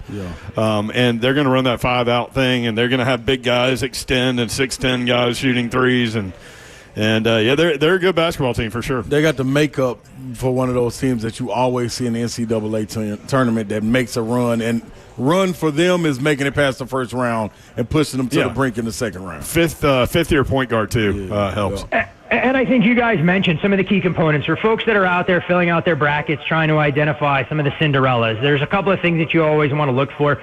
Typically, it's a team that shoots a lot of balls from deep because the high variance outcomes. If those shots are falling, they can be giant killers. And it's teams that want to slow things down, drag some of the athletically superior teams into a little bit more of a rock fight. As Virginia has proven in the past, guess what? Fewer possessions in the game lead to more variance. And if you can play games in the high 50s, low 60s, it does create some problems. So always interesting this time of year. And the one thing I will say, and I know I've been honest with you guys, that I don't watch a ton of college basketball during the regular season, try and drink from a fire hose once football season is over and pay a lot more attention during conference tournaments. It's, in my opinion, a much more intriguing field of 68 when a lot of these low major leagues are won by the team that was the best during the regular season. I know the Woffords are great Cinderella stories, and it's going to work in Tennessee's benefit, but when the Lipscombs, the VCUs, etc., are winning their leagues, it makes things that much more interesting, and you're seeing that with the Big Ten champion in Michigan, a modest 2.5 point favorite against a team that won 30 games in the Big West in UCSD, largely with Division II transfers. Love it, Todd. Great stuff, man. It's going to be fun. I know it's fun in Vegas. This opening weekend of the NCAA tournament, famously fun in Vegas for sure. Thank you very much, man. Great stuff. Hey, always a pleasure, and the advice I'll offer up if there's folks in Nashville that are getting on planes later for the opening round of the tournament, head out to Vegas, mix in a water from time to time. It's the kind of advice you'll need the first 48 hours out here in the desert. Yeah, Babs is headed that way soon, so... Oh, she'll need plenty of that because Babsy's on the wrong side of being in her partying prime, and the recovery cycle, even with IVs entering into the equation, typically will take a little bit longer than they would have when she was in her early 20s. Dang. Furman? There he is, Todd Furman. Wrong. Just reality, Don. Just reality. Enjoy the games this weekend, guys. Listen, he's just here. He's just here to help. See you, Todd. He's just bringing truth. You know? When we come back, we won't have much time, but we'll make the most of it. That's for sure. Twin Peaks is where we are until 6 o'clock. We'd love to see you. This is a perfect place to watch college basketball. 3HL 104.5 The Zone.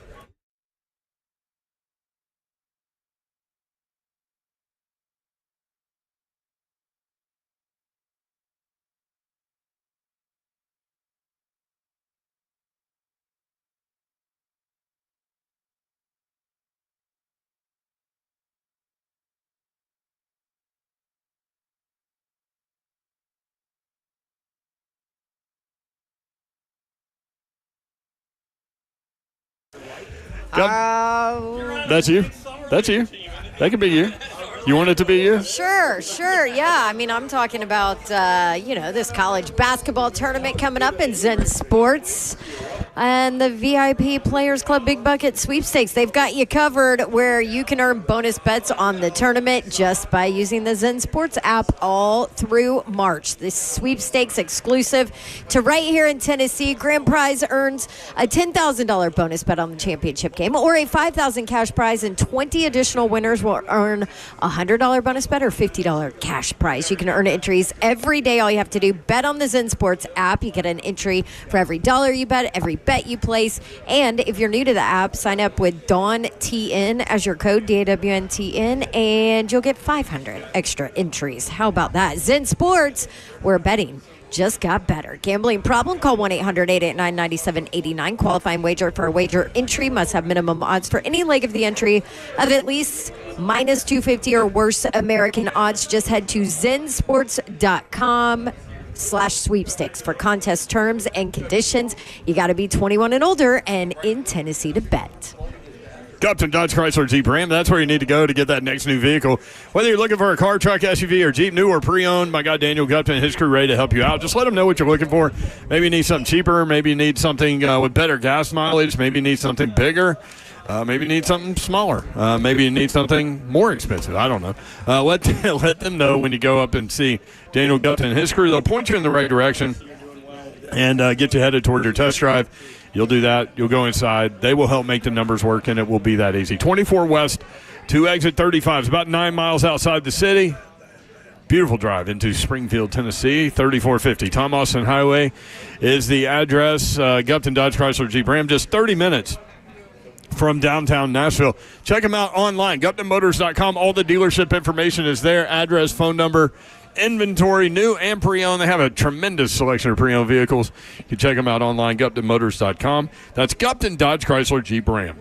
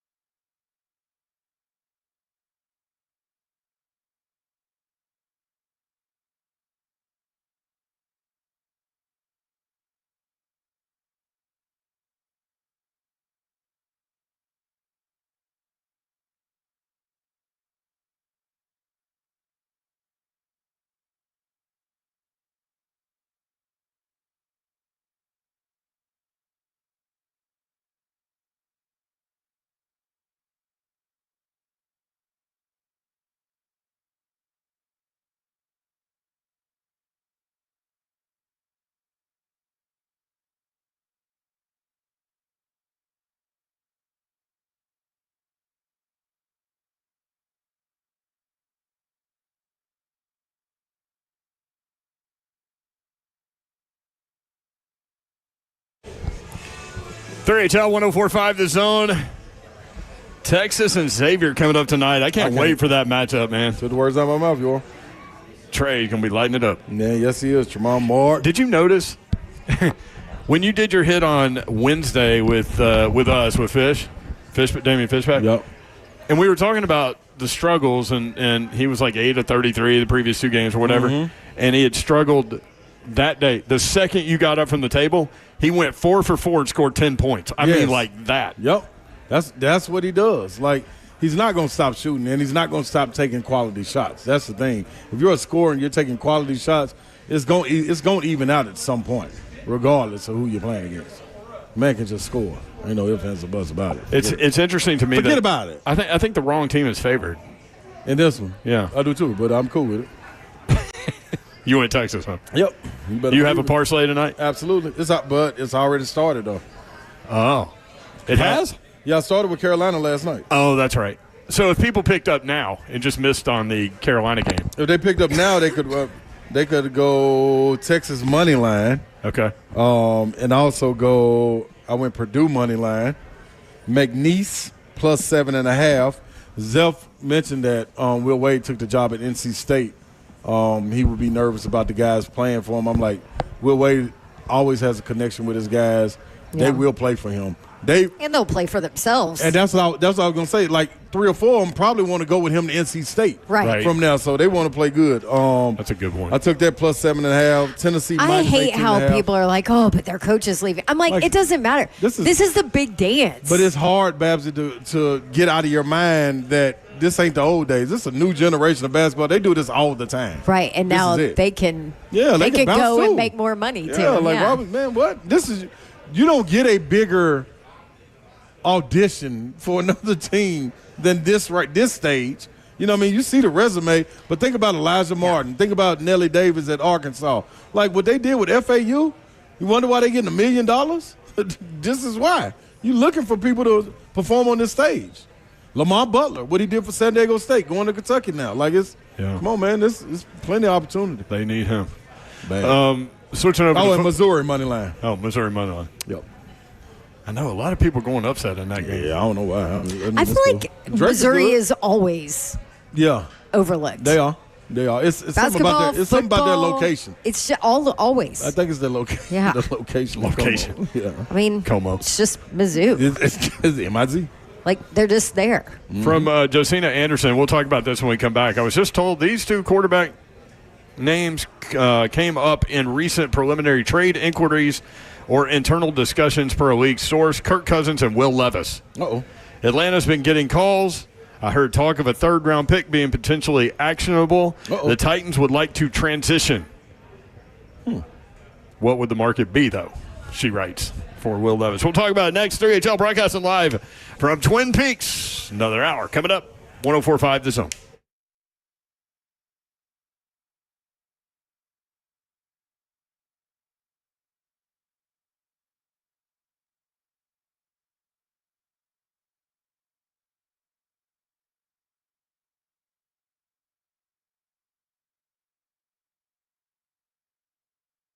All right, y'all. Let's talk about these scammers, these Cairo scammers out there. Now, it's an important message from my buddies over at Bart Durham Injury Law. Some lawyers chase ambulances. Now, not like the ones you see out there with the dogs when a car drives by on all 4 legs getting after it. I'm saying some chase it just for the attention. They'll do anything to get the attention. But not Blair Durham and his team. Someone calls you after a wreck, they're breaking the law. Stop them right there in their tracks. That's right. There are lawyers breaking the law. Blair and the team at Bart Durham Injury Law, they don't play them type of games. They quit school because of recess, so they ain't going to play them games. When you make the call, they answer. They're local, they're trusted, and ready to fight for you. No gimmicks, just a team that's on your side from the start. So if you're thinking, you're looking, you're out here asking yourself, if someone you love is ever in a wreck, remember, Blair's number, 615-242-9000. 615-242-9000. Local, trusted, ready to fight for you.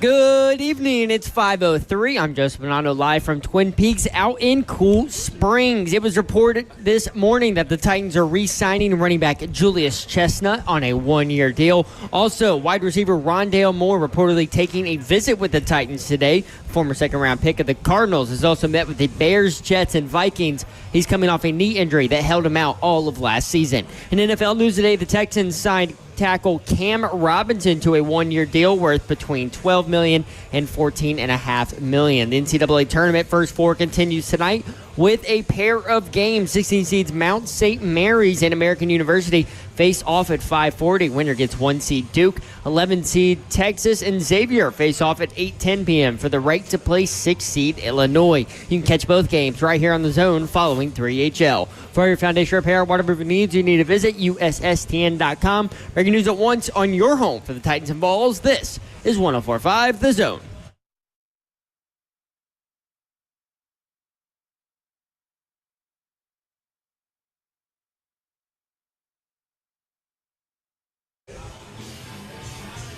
.3HL 104.5 this on Wednesday edition. Hope you're having a great day. Brent Doherty with you on a beautiful day in the Music City. March Madness Bracket Challenge going on here at Twin Peaks. Just simply go online, TwinPeaksBracketChallenge.com, fill out your bracket, and enter for the chance to win $2 million and more prizes, including a $50 gift card to the top bracket from every lodge that they have. Check that out online. Again, TwinPeaksBracketChallenge.com. You can watch the show live, YouTube, Facebook Live, Twitter, and Twitch. Twitch, please. There she is. She's Babsy Davenport. What up? What up, Babsy?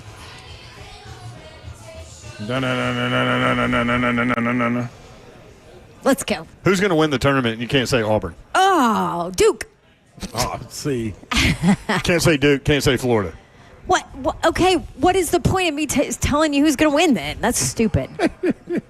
I'm sorry, I shouldn't say that word. There are kids in the car. That's It's a bad dumb. word, Babsy. It's dumb. Thank you, Babs. And that is so dumb. Slay Dog is here. I'm in the building. I'm in the building. Day. Yes, it is. Yes, he is. There are power tees in this building. It is. The balls are rolling through deep. Twin Peaks is where we are in Cool Springs. Always love coming out here. Great food. And great time. What was that dessert thing you had? That was a sundae.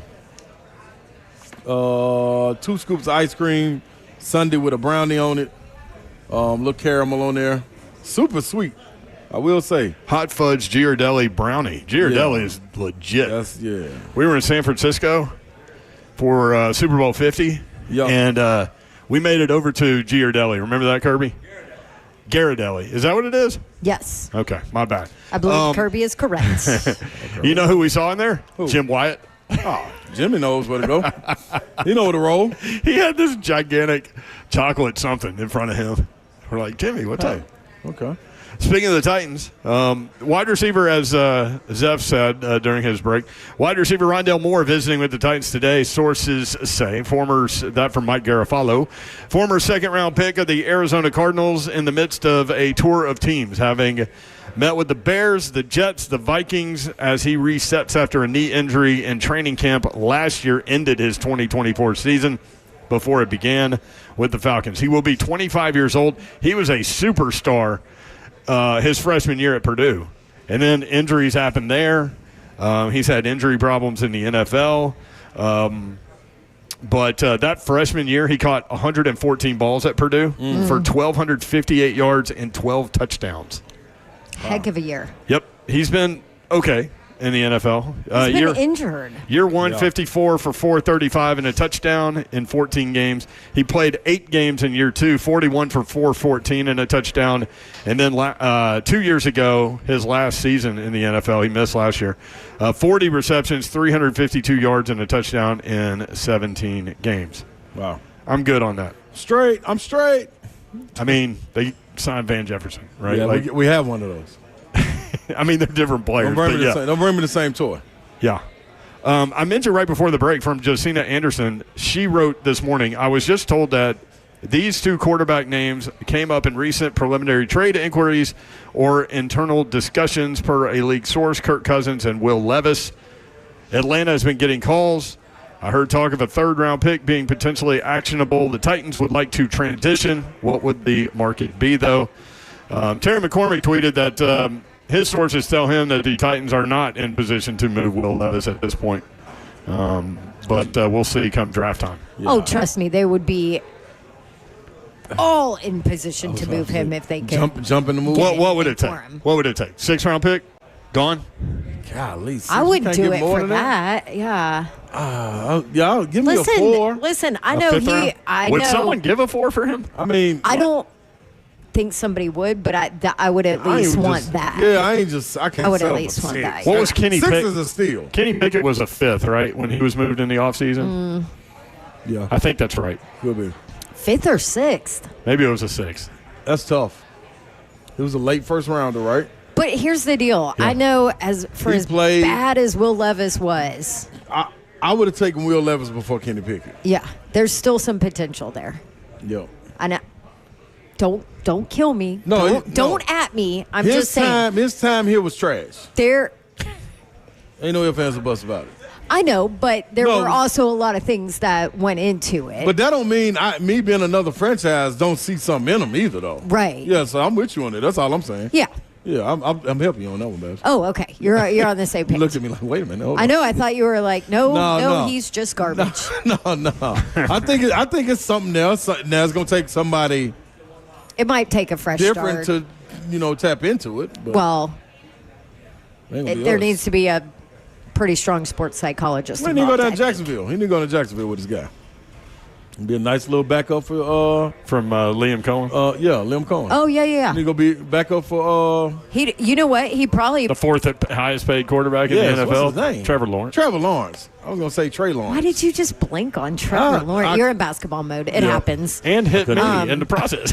I couldn't get it, Yor. Couldn't get it. You know what? Not my fault. I could see him. I could see him performing with Cohen. That's all I'm saying. Yeah. That's your best bet right now. 615-737-1045. I've been told that Jake in Brentwood is on hold. Jake, what's going on? How are you? Are you out of jail? Jake, we're in Brentwood. He was in jail? Yeah. Can't hear him. Is Jake there? Oh, well, Jake. Jake, I must. Nope, we didn't press. I guess you got to press, 5 or 1 to connect the call. Smiley, did you press 5 to connect? I pressed everything. Oh, well. Oh, well, no, Jake. He was in jail, a.k.a. family vacation. Ah, okay, yeah. Yeah. Yeah, we always go to jail. That's what Although, he calls it. as a part of that phone call, he did say if he ever went to jail that his one phone call, if it happened to be between 3 and 6, would be to us. That'd be cool. From the jump. That's what's up. If somebody got to be ready to press something. 1 to accept, 2 to accept, 5, or something like that. Do you accept these charges? Yeah, it's one of them numbers. Can we accept charges from our No, they can call with the calling card now. Oh, they can? Then you got to accept you. But you got to accept the call, but then the charges ain't on you. Oh, okay.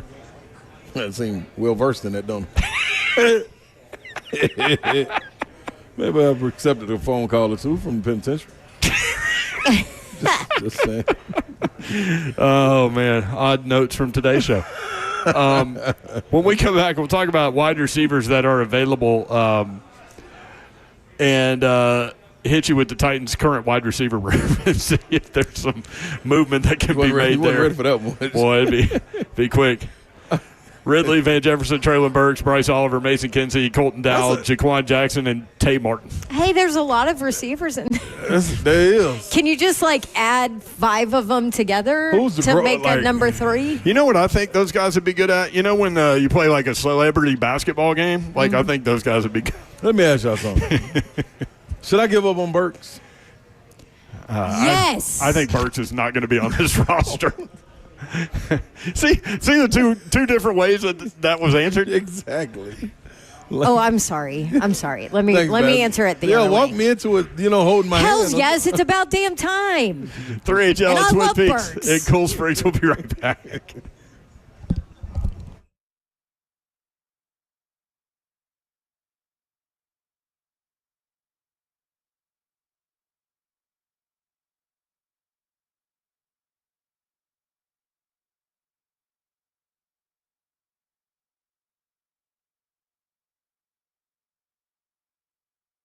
Oh, by the way, just real quick, What you coming got, up, I am going to give away 2 tickets to see Zach Brown Band play at the Pinnacle on April 1st after the next break. All right. Go ahead. Well, in the meantime, in between time. All right, get the Game Day Men's Health. Peace. 615-898-9367. Call or text that number right there and let them help. Let them help you out, because you're probably sitting there and you're wondering, like, why can't I get the gain that I'm looking for in the gym? I'm looking at my partner. He's feeding me some kind of testosterone shot or whatever. It's not the right thing, because your levels have to be accurate. So when you're looking at energy levels, your workouts, sleep, even your bedroom activities, it can even make you grumpy if your testosterone is low. 1 in 4 men over 30 have low testosterone levels, and this is your opportunity to get it checked.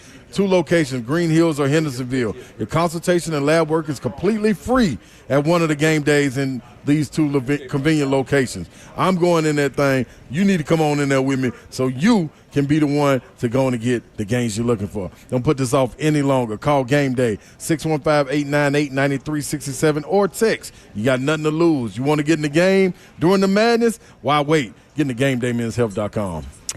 Hey, how about get into a truck? Because it's officially truck month at Two Rivers Ford. Hot off the press, Two Rivers Ford has just announced 2.9% financing for 72 months on all remaining 2024 F-150s. That is huge. What a great time to get you a truck. That's 2.9% APR for 72 months when you finance through Ford Credit. And Two Rivers Ford has hundreds and hundreds of trucks. They have over 200 F-150s in stock. Largest stock anywhere, by the way. And their non-commissioned sales team will make sure you find exactly what you're looking for. That's what they did for me, and I have never been more in love with a car like I am with my Ford F-150 that I got from Two Rivers Ford. When it comes to price, by the way, Two Rivers Ford, they sell at invoice. It's that simple. It's that great of a deal. No hassles, no haggling, no bait and switch, none of that mess. You get a great price on your new truck from Two Rivers Ford, and you get to take advantage of truck month savings. Now, through March 31st, go see my friends at Two Rivers Ford. They're the best. I wouldn't just say that. You know that. It's truck month at Two Rivers Ford, the South's most trusted Ford dealer.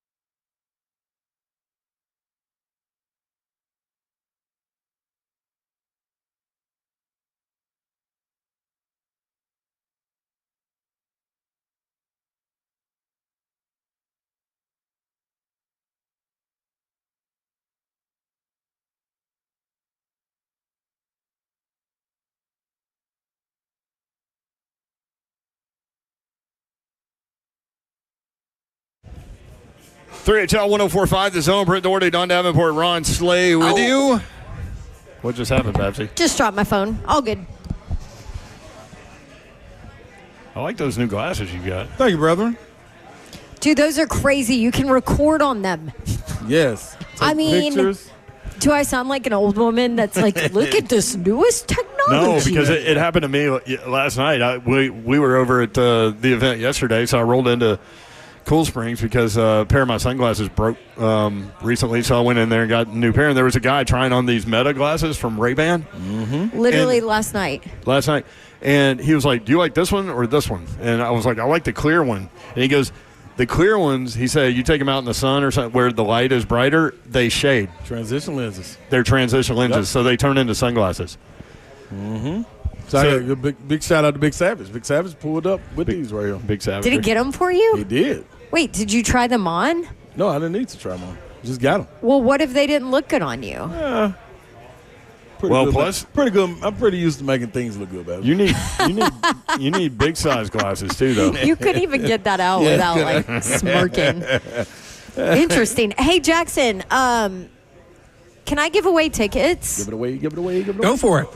Thank you. Tickets to what, Babsy? How about this? Zach Brown Band at the Pinnacle on April 1st. Okay. Yes. Another chance for you to win. Tickets from my prize closet, 615-737-1045. Caller number 5 to Jackson. Right now, you win 2 tickets to see Zach Brown Band on April 1st. I saw him play once at the CMA Awards, and during the commercial break, they were changing the set, and right in front of us, out walks Dave Grohl into the from the Foo Fighters and Nirvana into the drum kit. And so he played drums for Zach Brown. Oh, that's awesome. During the CMA. Dave Matthews Band in Atlanta. Yeah. Zach Brown showed up and played with him. Oh, I want to say he played all along the Watchtower. I can't remember though. Anyway, very cool. I love it when all these musicians just, get together. I know. You went to a concert recently where they did that, but you left before because you felt guilty. Yeah. Because Mr. Babs was sick. So I got a question for y'all. Just one? Yeah, it's only one. Okay. If we have an answer for you. I know y'all do. Okay. It's going to be a tough one, though. I'll still have an answer. All right. Say just hypothetically speaking. Not ifs and fifs and buts or none of that. Hypothetically no speaking. Corner store stuff. Nah, no corner store stuff. This is actual factual stuff. Okay. That it's a possibility it could happen. I just want to know what you guys would do.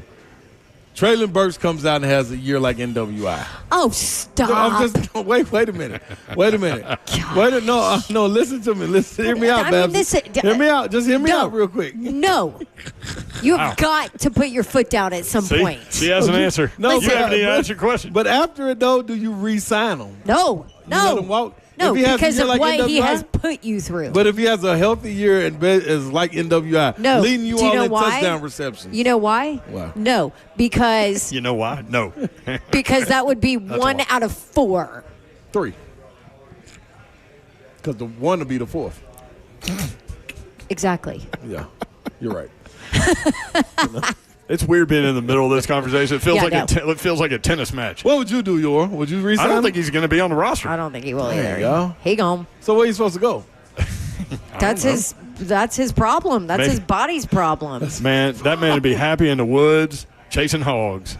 Well, that's probably what he's going to do. Maybe to have a baby. He already had a baby.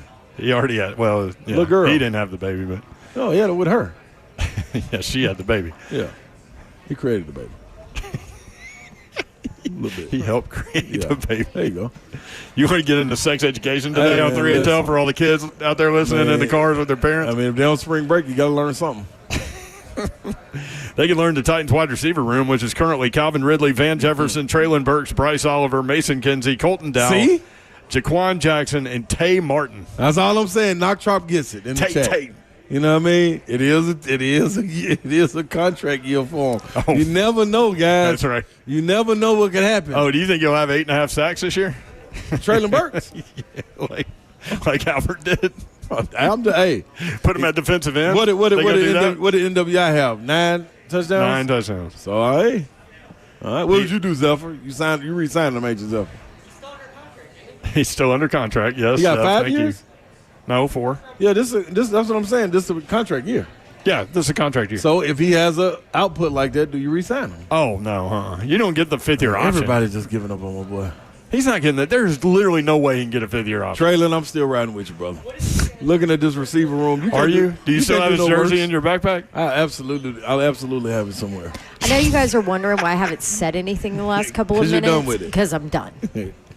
Well, I mean, I'm done with transitioning. Burks. I'm done with the Burks talk. Listen, you went all in on him, and it's okay to admit that you're wrong sometimes. I never said I wasn't wrong. I'm asking. I know, but why are you still asking that question? Because when we ride off the cliff, Babsy, I want to be in that car. Yeah, oh, trust me. Wow. You're driving. Who are you? Thelma or Louise? And who is Traylon Burks? It don't even matter. It don't matter who we are. We're two guys going off the cliff in a convertible. Together. Yeah. Why? Holding hands. Yep. What? Is it just injuries that holds Burks back? It's absolutely. It's like it's injuries, and then he can't get acclimated in practices. But like, how is he consistently injured? Why haven't they done away with him? That should be the question you should ask. Because there's so much freaking raw talent there that. That's true. All right. I mean, he is. All right. You look at him, stand next to him, like that is a big dude. Yeah, I know. Who can run. Absolutely. Who can catch the ball. Absolutely. Big old hands. Yeah, but guess what? When your hammy's all curled up all the time, you can't do anything. Hey, guess what? I'm gonna hook up with And it's Kelly always Smith. something different with him. It is. But one thing you can always say, you never saw him do the surrender cobra. The what? Surrender cobra. The Will Levis. Yep. Oh. The surrender cobra. Yeah, I know, because he's not even on the field to be able to do it. Exactly. Can't hurt you. Well, he can't help you. May not help as much, but he can't hurt you. That's just one thing he didn't do. It just so. Here's what I've learned about this had- discussion. You guys are both going to win this discussion. Yes. And it will Because keep anytime going. we go against each other, we're both going to win. Your last word, But people. there is something to be said, and there's such a fine line. And I remember talking to Ramon about this because there's something to be said between hurt, the difference between hurt and injured. Yeah, and sometimes I feel like Burks was just hurt and not injured. But then the other side of it, I hear Ramon in my ear who's like, listen, this is a business and they don't care about you personally. So if you're not 100%, don't put something on film. That's right. Because that will then be you. That's right. You know, if you're trying to, I just want to be out there to help my team. That's right. But you're not 100%, you're the one that's going to pay for it later. So I ask y'all this because we came up with the wide receivers, and you looked at the list, and looking at that room, I know y'all said we're gonna address it through the draft, but what we gonna do? I mean, to address It's pretty thin. That's all I'm to saying. address Like, it through the draft, you need like 3 high picks. and to send somebody away, that means you really got to be a Nathaniel. To send somebody away when That's the room true. looks like I mean, this. maybe he survives because the room is That's so all- bad. that's all I'm saying. Yeah, maybe. That's all I'm saying. Maybe he plays because he has to. There's no other guy out there. And guess what? That is opportunity, Yeah. And what you do with that opportunity is He on had you. it last year. When Callahan walks into the And the year receiver before. room and he's like, The year before that. who do I got in here? So Burks, did so did get Tyler back out Boyd. there. So Tyler, what the heck happened with Tyler Boyd? That's what I'm saying. Why is it that every single slot guy, that kind of guy, never works out for the Titans? You're hitting me Why? now. She's hitting me. It's Hey, after. rough out I here, mean, y'all. it's year after year after year, Yeah. right? You remember Yeah. Adam Humphries? I'm like, this Adam is Humphries, it. yep. Yep. Let me hit some of the receivers that Zeph sent to us I this don't think morning he that are ever available. recovered. Stephon Diggs is available. He's 31 years old. He made $22.5 million last year. Played 8 games for the Texans.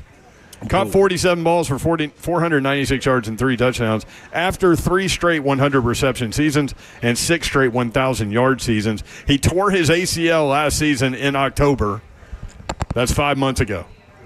But this is what you're going to work with. There's going to be dings on all of these players. Yeah, but a 31-year-old ACL 5 months ago? Hell no. That's why you got like a 24-year-old that's ready to go. With hamstrings. He's got hamstrings. Rumors are Cowboys for Stephon Diggs anyway. Keenan Allen, he'll be 33 next month, going into year 13. He caught 70 balls for 744 yards for Chicago last year and 7 touchdowns. He made $20 million last year. bankroll after bankroll. These are high-priced old dudes.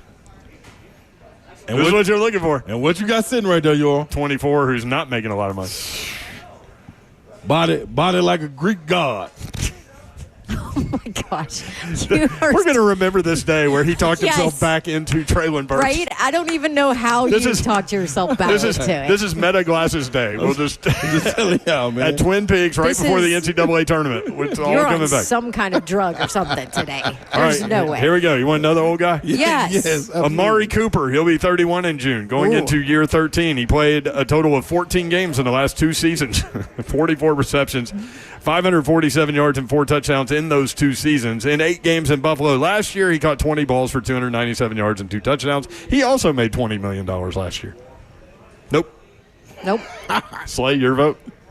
Guys, 24 years old. Birthday coming up soon. He'll be 25. Next. Quarter of a century. I can't wait till his birthday. Here's the problem also. Party. You're looking for a 2 or 3. You already have a 4 and 5 in Van. I mean, currently your 2 is Traylon Burks or Bryce Oliver. Or Van Jefferson. I mean, this is where you are. Van Yeah. Jefferson's a 4. No, this is where I am. I don't know where everybody else is. I know where I am. Oh, my goodness. Brandon Cooks, here's another one. He'll be 32 in September, going into year 12. He's played for 5 different teams. Played 10 games in Dallas last season, 26 catches, 259 yards, and 3 touchdowns. Has not had a 1,000-yard season since 2021. Made $19.8 million last year. Too expensive. All these guys are too expensive for what they bring. He played 10 games, $19.8 million. But what do you think those guys would command now after this? That is a great question because they all have dings and they're all getting older. I don't know. Here's another one. Deontay Johnson. He'll be 29. There you go. Less than 30 in July, going into year 9. He's played a total of 12 games in the last 3 years. No, he had several issues with the Ravens for playing time where he wouldn't go out on the field. Similar issues with the Panthers and the Steelers before he moved on from those teams. 3 teams within a calendar year. No, thank you. Last 3 seasons, he's caught 33 balls for 375 yards. Here's the good part about Deontay Johnson. Price per game. He played 1 game last year. He made $18.3 million. Oh, my gosh. I'm good. No, thank you. So that's a no. Here's an interesting one. The first interesting one that I came across that Zeph also approves. Tyler Lockett. Now, he'll be 33 in September. Sheesh, that's old. But going into year 11, he does not miss games. He spent all 10 seasons in Seattle, 49 catches, 600 yards last year with 2 touchdowns. Could he be what they thought Tyler Boyd would be? Yes. He made $14.8 million last year. But this guy doesn't miss games. It's like 16 or 17 every year. This is my pick, especially if they go Cam Ward, because then you have a veteran guy who is available and can play. He can play both inside and outside. Yeah. Then you're talking about Calvin Ridley, Tyler Lockett, and then put Van Jefferson in the slot. Who was the 2 for Sunday? Actually, he's outside. Or whoever they draft maybe in the second round. Yeah. DK Metcalf and who? Didn't they have a rookie? Jackson Smith Njigba. Yeah, that's right. Okay. He was their slot guy, though, with Tyler Lockett and As a DK Lockett on was a 2. the outsides. Yes. His production was going down. I mean, that's the only, and the list so far, that is the only one. viable candidate. Yeah. Josh Reynolds, he is 30, 11 seasons, 5 teams, including a season with the Titans in 2021 where he played 5 games and caught 10 passes. Been there, done that. 3 different teams in the last 2 seasons. Who? Josh Reynolds.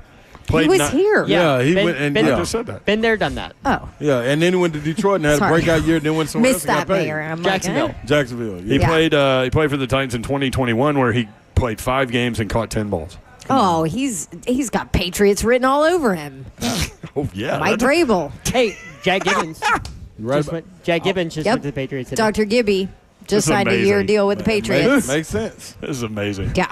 Vrabel's doing exactly what you know he would do. Traylon, we go get a home Vrabel's in doing New exactly England. what Vrabel does. He did exactly what him and John Robinson did with the Patriots coming down here to the Titans. Yep.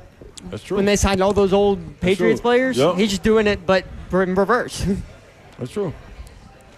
Right about that. Vrabel always has to Talk have his, about somebody that loves familiarity. yeah, he has to have his comfort toys around him. You know what I mean? Traylon, Well, we it's can gonna- get a job, Traylon. Might come back to bite him here soon. Loyal He's to gonna- a fault. Hey, Traylon Yeah. Burks is going to get a contract from Mike Vrabel next year. You thinking? He's going to be a Patriot. Hey, Mel. You know what? And then he's Judging gonna- I bet even Vrabel Greg would Mack. sign him. Oh. No, Well, Vrabel will listen, sign anybody. We're okay with blocking. Yeah, Vrabel will sign anybody he knows.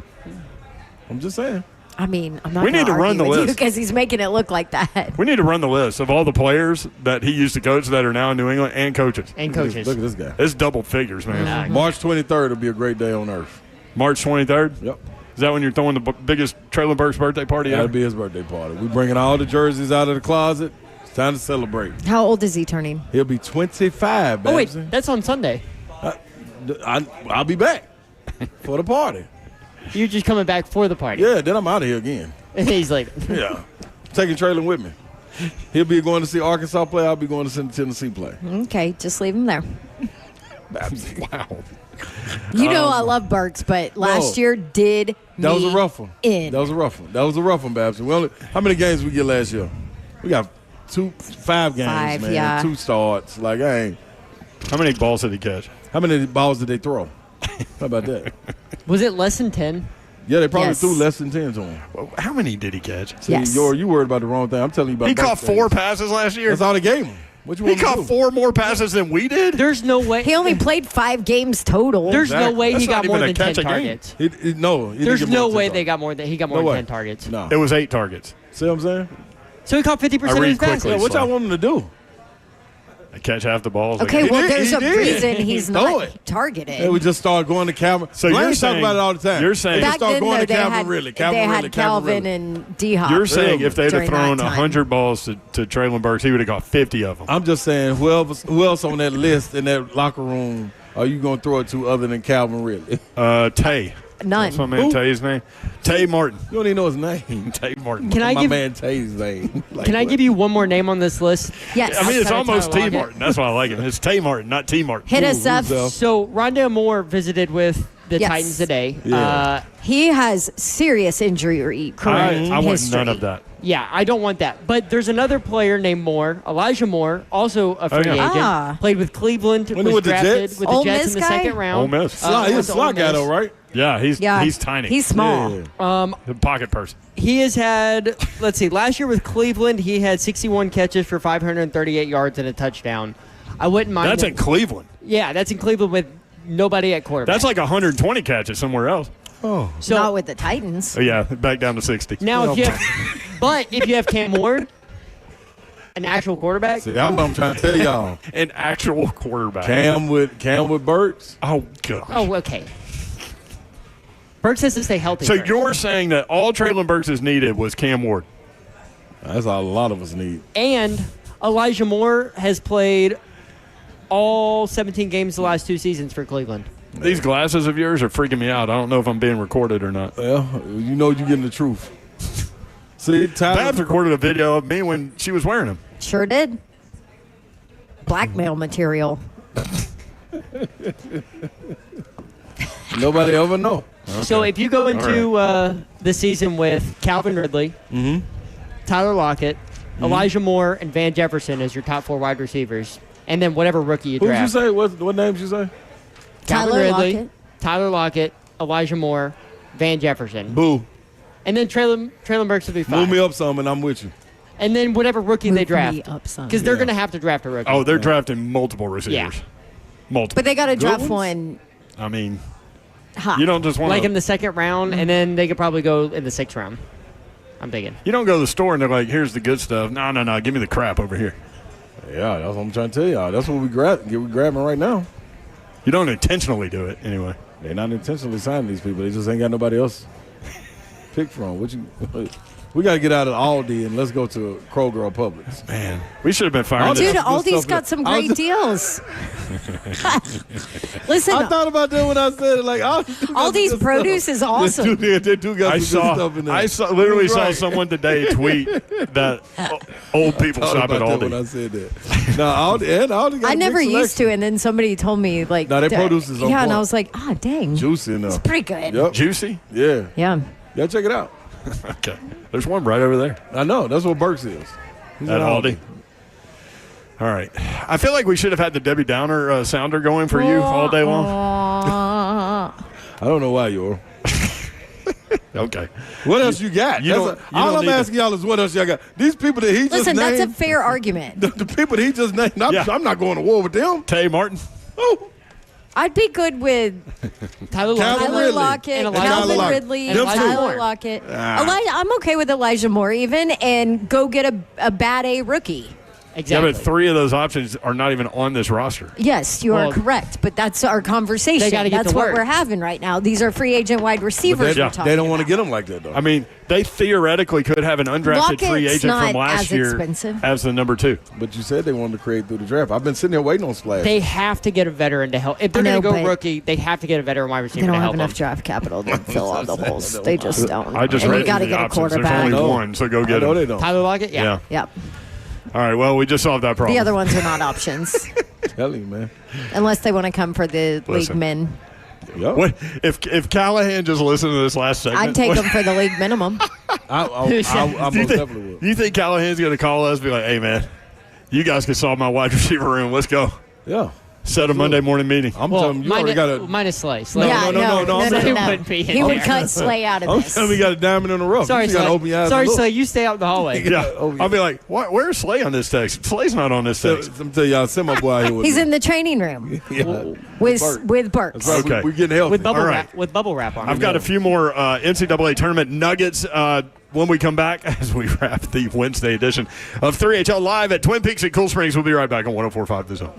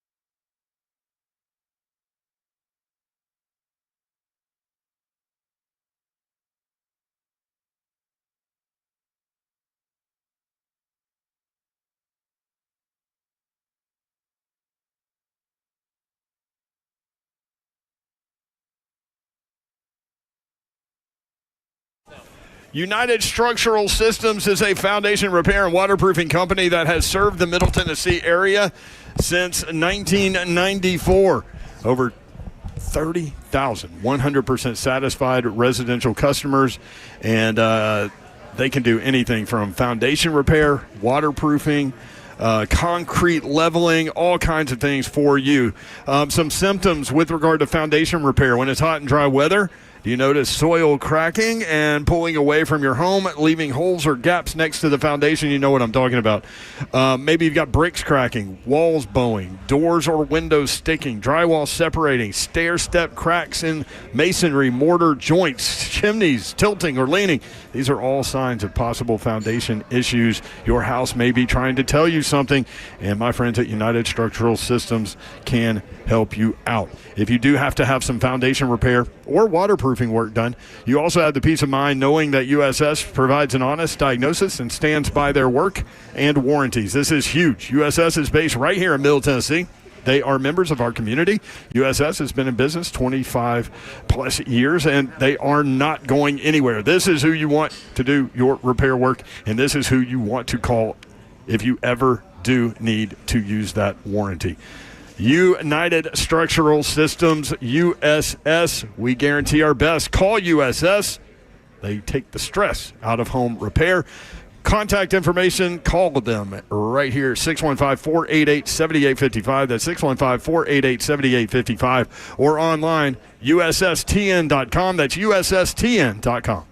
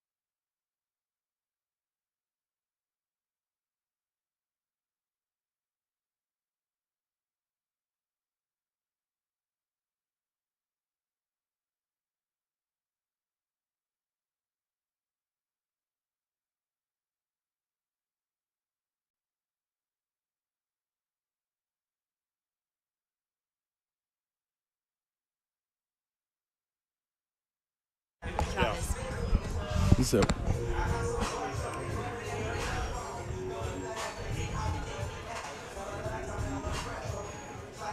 HL 104.5 The Zone.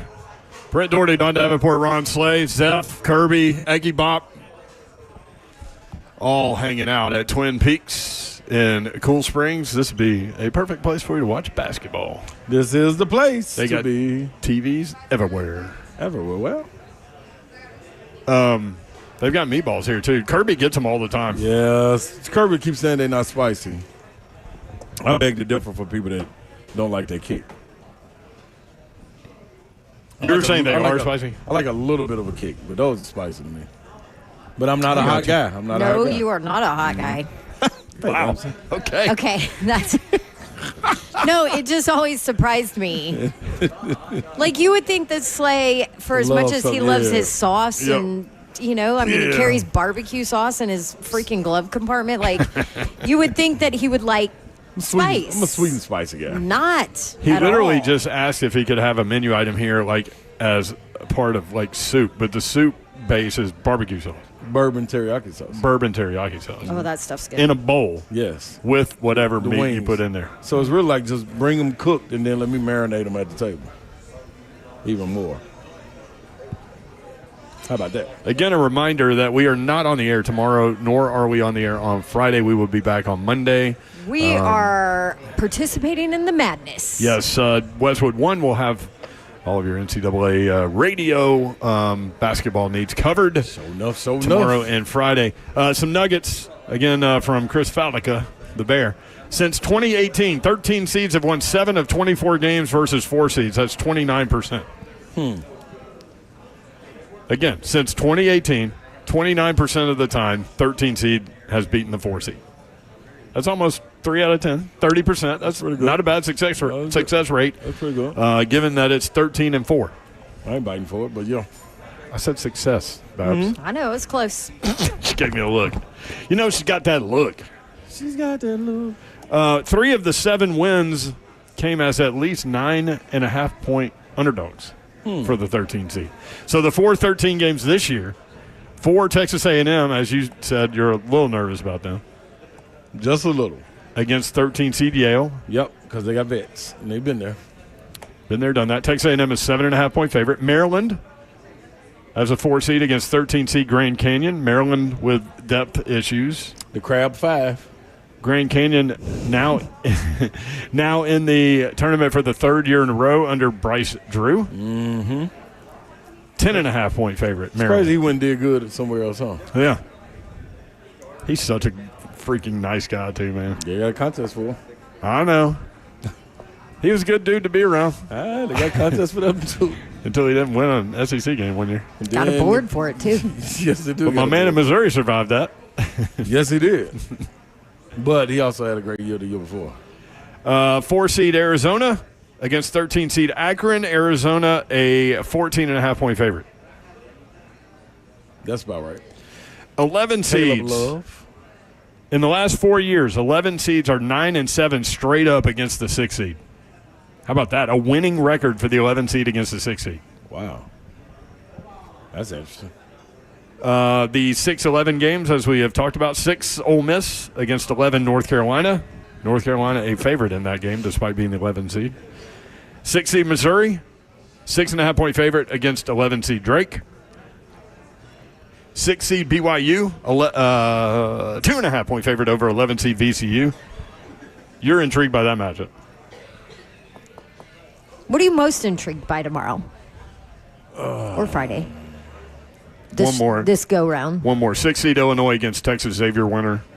Look for the 11 seed to be a slight favorite in that game. Whoever makes it to the game, Xavier or Texas, I got them advancing. Yeah. I got them advancing. All right, so to Bab's point, what are you looking for tomorrow? What am I looking for tomorrow? Let's see. Do you want the SEC teams? I'm looking for the SEC. How many games they playing tomorrow? 1 seed Auburn, 9 seed Georgia, 2 seed Tennessee, 10 seed Arkansas, 4 seed Texas A&M, 6 seed Missouri all play tomorrow. So that's 6 SEC teams. 6 of the 14, then 8 on Friday. Golly. I think there's so many. Yeah, I need 5 of those 6 to win. That's what I'm looking tomorrow, for. 5 of the 6. I'm looking for at least 6 to 7 to get to the Sweet 16. And it starts with the games tomorrow. So there are 3 potential SEC matchups in the second round. Yeah. So there's 3 losses guaranteed if that happens. That's what makes it if they're going to put 14 in, they have to at least do that. Yeah, they're going to put each other out. It's not like you can separate That's them all. what makes it beautiful. They play each other all year, and then here's the second round. Vanderbilt, you get Alabama. I love it. Let's get it on. Let's get it on. All right, Marvin Gaye. Mm-hmm. I am looking to see Auburn show exactly who they are. I'm looking for the teams that's supposed to be dominant be dominant tomorrow. Like Janai, how's Alabama State going to defend that guy? They're not. Right? They're not. He should have 30. So what do you do if you're Bruce Pearl? You just run your stuff. Yeah. And kind of work on you. Yeah, I expect them to double. But I also expect what I would like to see the wrinkle for Auburn, I want to see them get out in transition and let it fly a little bit more. But that you have to get stops. People have been able to score lately. That's in the SEC. I don't think teams outside of the SEC ain't seen this, and I hope it holds true. We're going to see tomorrow. This physicality, in your face, aggressive, setting the tone early. If you're in Lexington tomorrow, look for the big sleigh dog. I'll be in Rupp. The sleigh ride will be taking full effect. Absolutely. You get to take over Rupp Arena tomorrow. Yes. Have you thought about that? Yep. It's been a minute. Yep. I can't wait. Headband will be intact, baby. I was going to say, that needs to be a headband moment for sure. Take some video in your glasses and send it to us. You better believe I am. I have a lot of behind-the-scenes footage. So you just push that little button and then just hold it down. How do you stop it? You push it again? It's recording. So at least I know you're recording because it lights up. Yeah. Yeah, but I don't know. Then I stop. Yeah. But do you know if I take a picture of you? Yeah. Yeah. It lights up. Oh, that was record. That's a picture. Yep. Yeah. Okay. It lights up. Well, I'll find out a way. See, you need to know. I'll find out a way to keep it off. There's got to be dark mode. Well, I'm going to find it. Just walk around taking pictures of y'all. We appreciate our friends at Twin Peaks. Again, perfect place to watch college basketball Thursday through Sunday here and beyond. And they've got the cold beer and lots of televisions. Perfect place for it. Great food. We appreciate you guys including us in your day. We do not take that for granted, nor do we take that lightly. Hope you have a great night and a great tournament weekend. Good night. God bless. Let the madness begin. See ya. Wouldn't want to be unless you were sitting at home watching the madness. Shout out to y'all.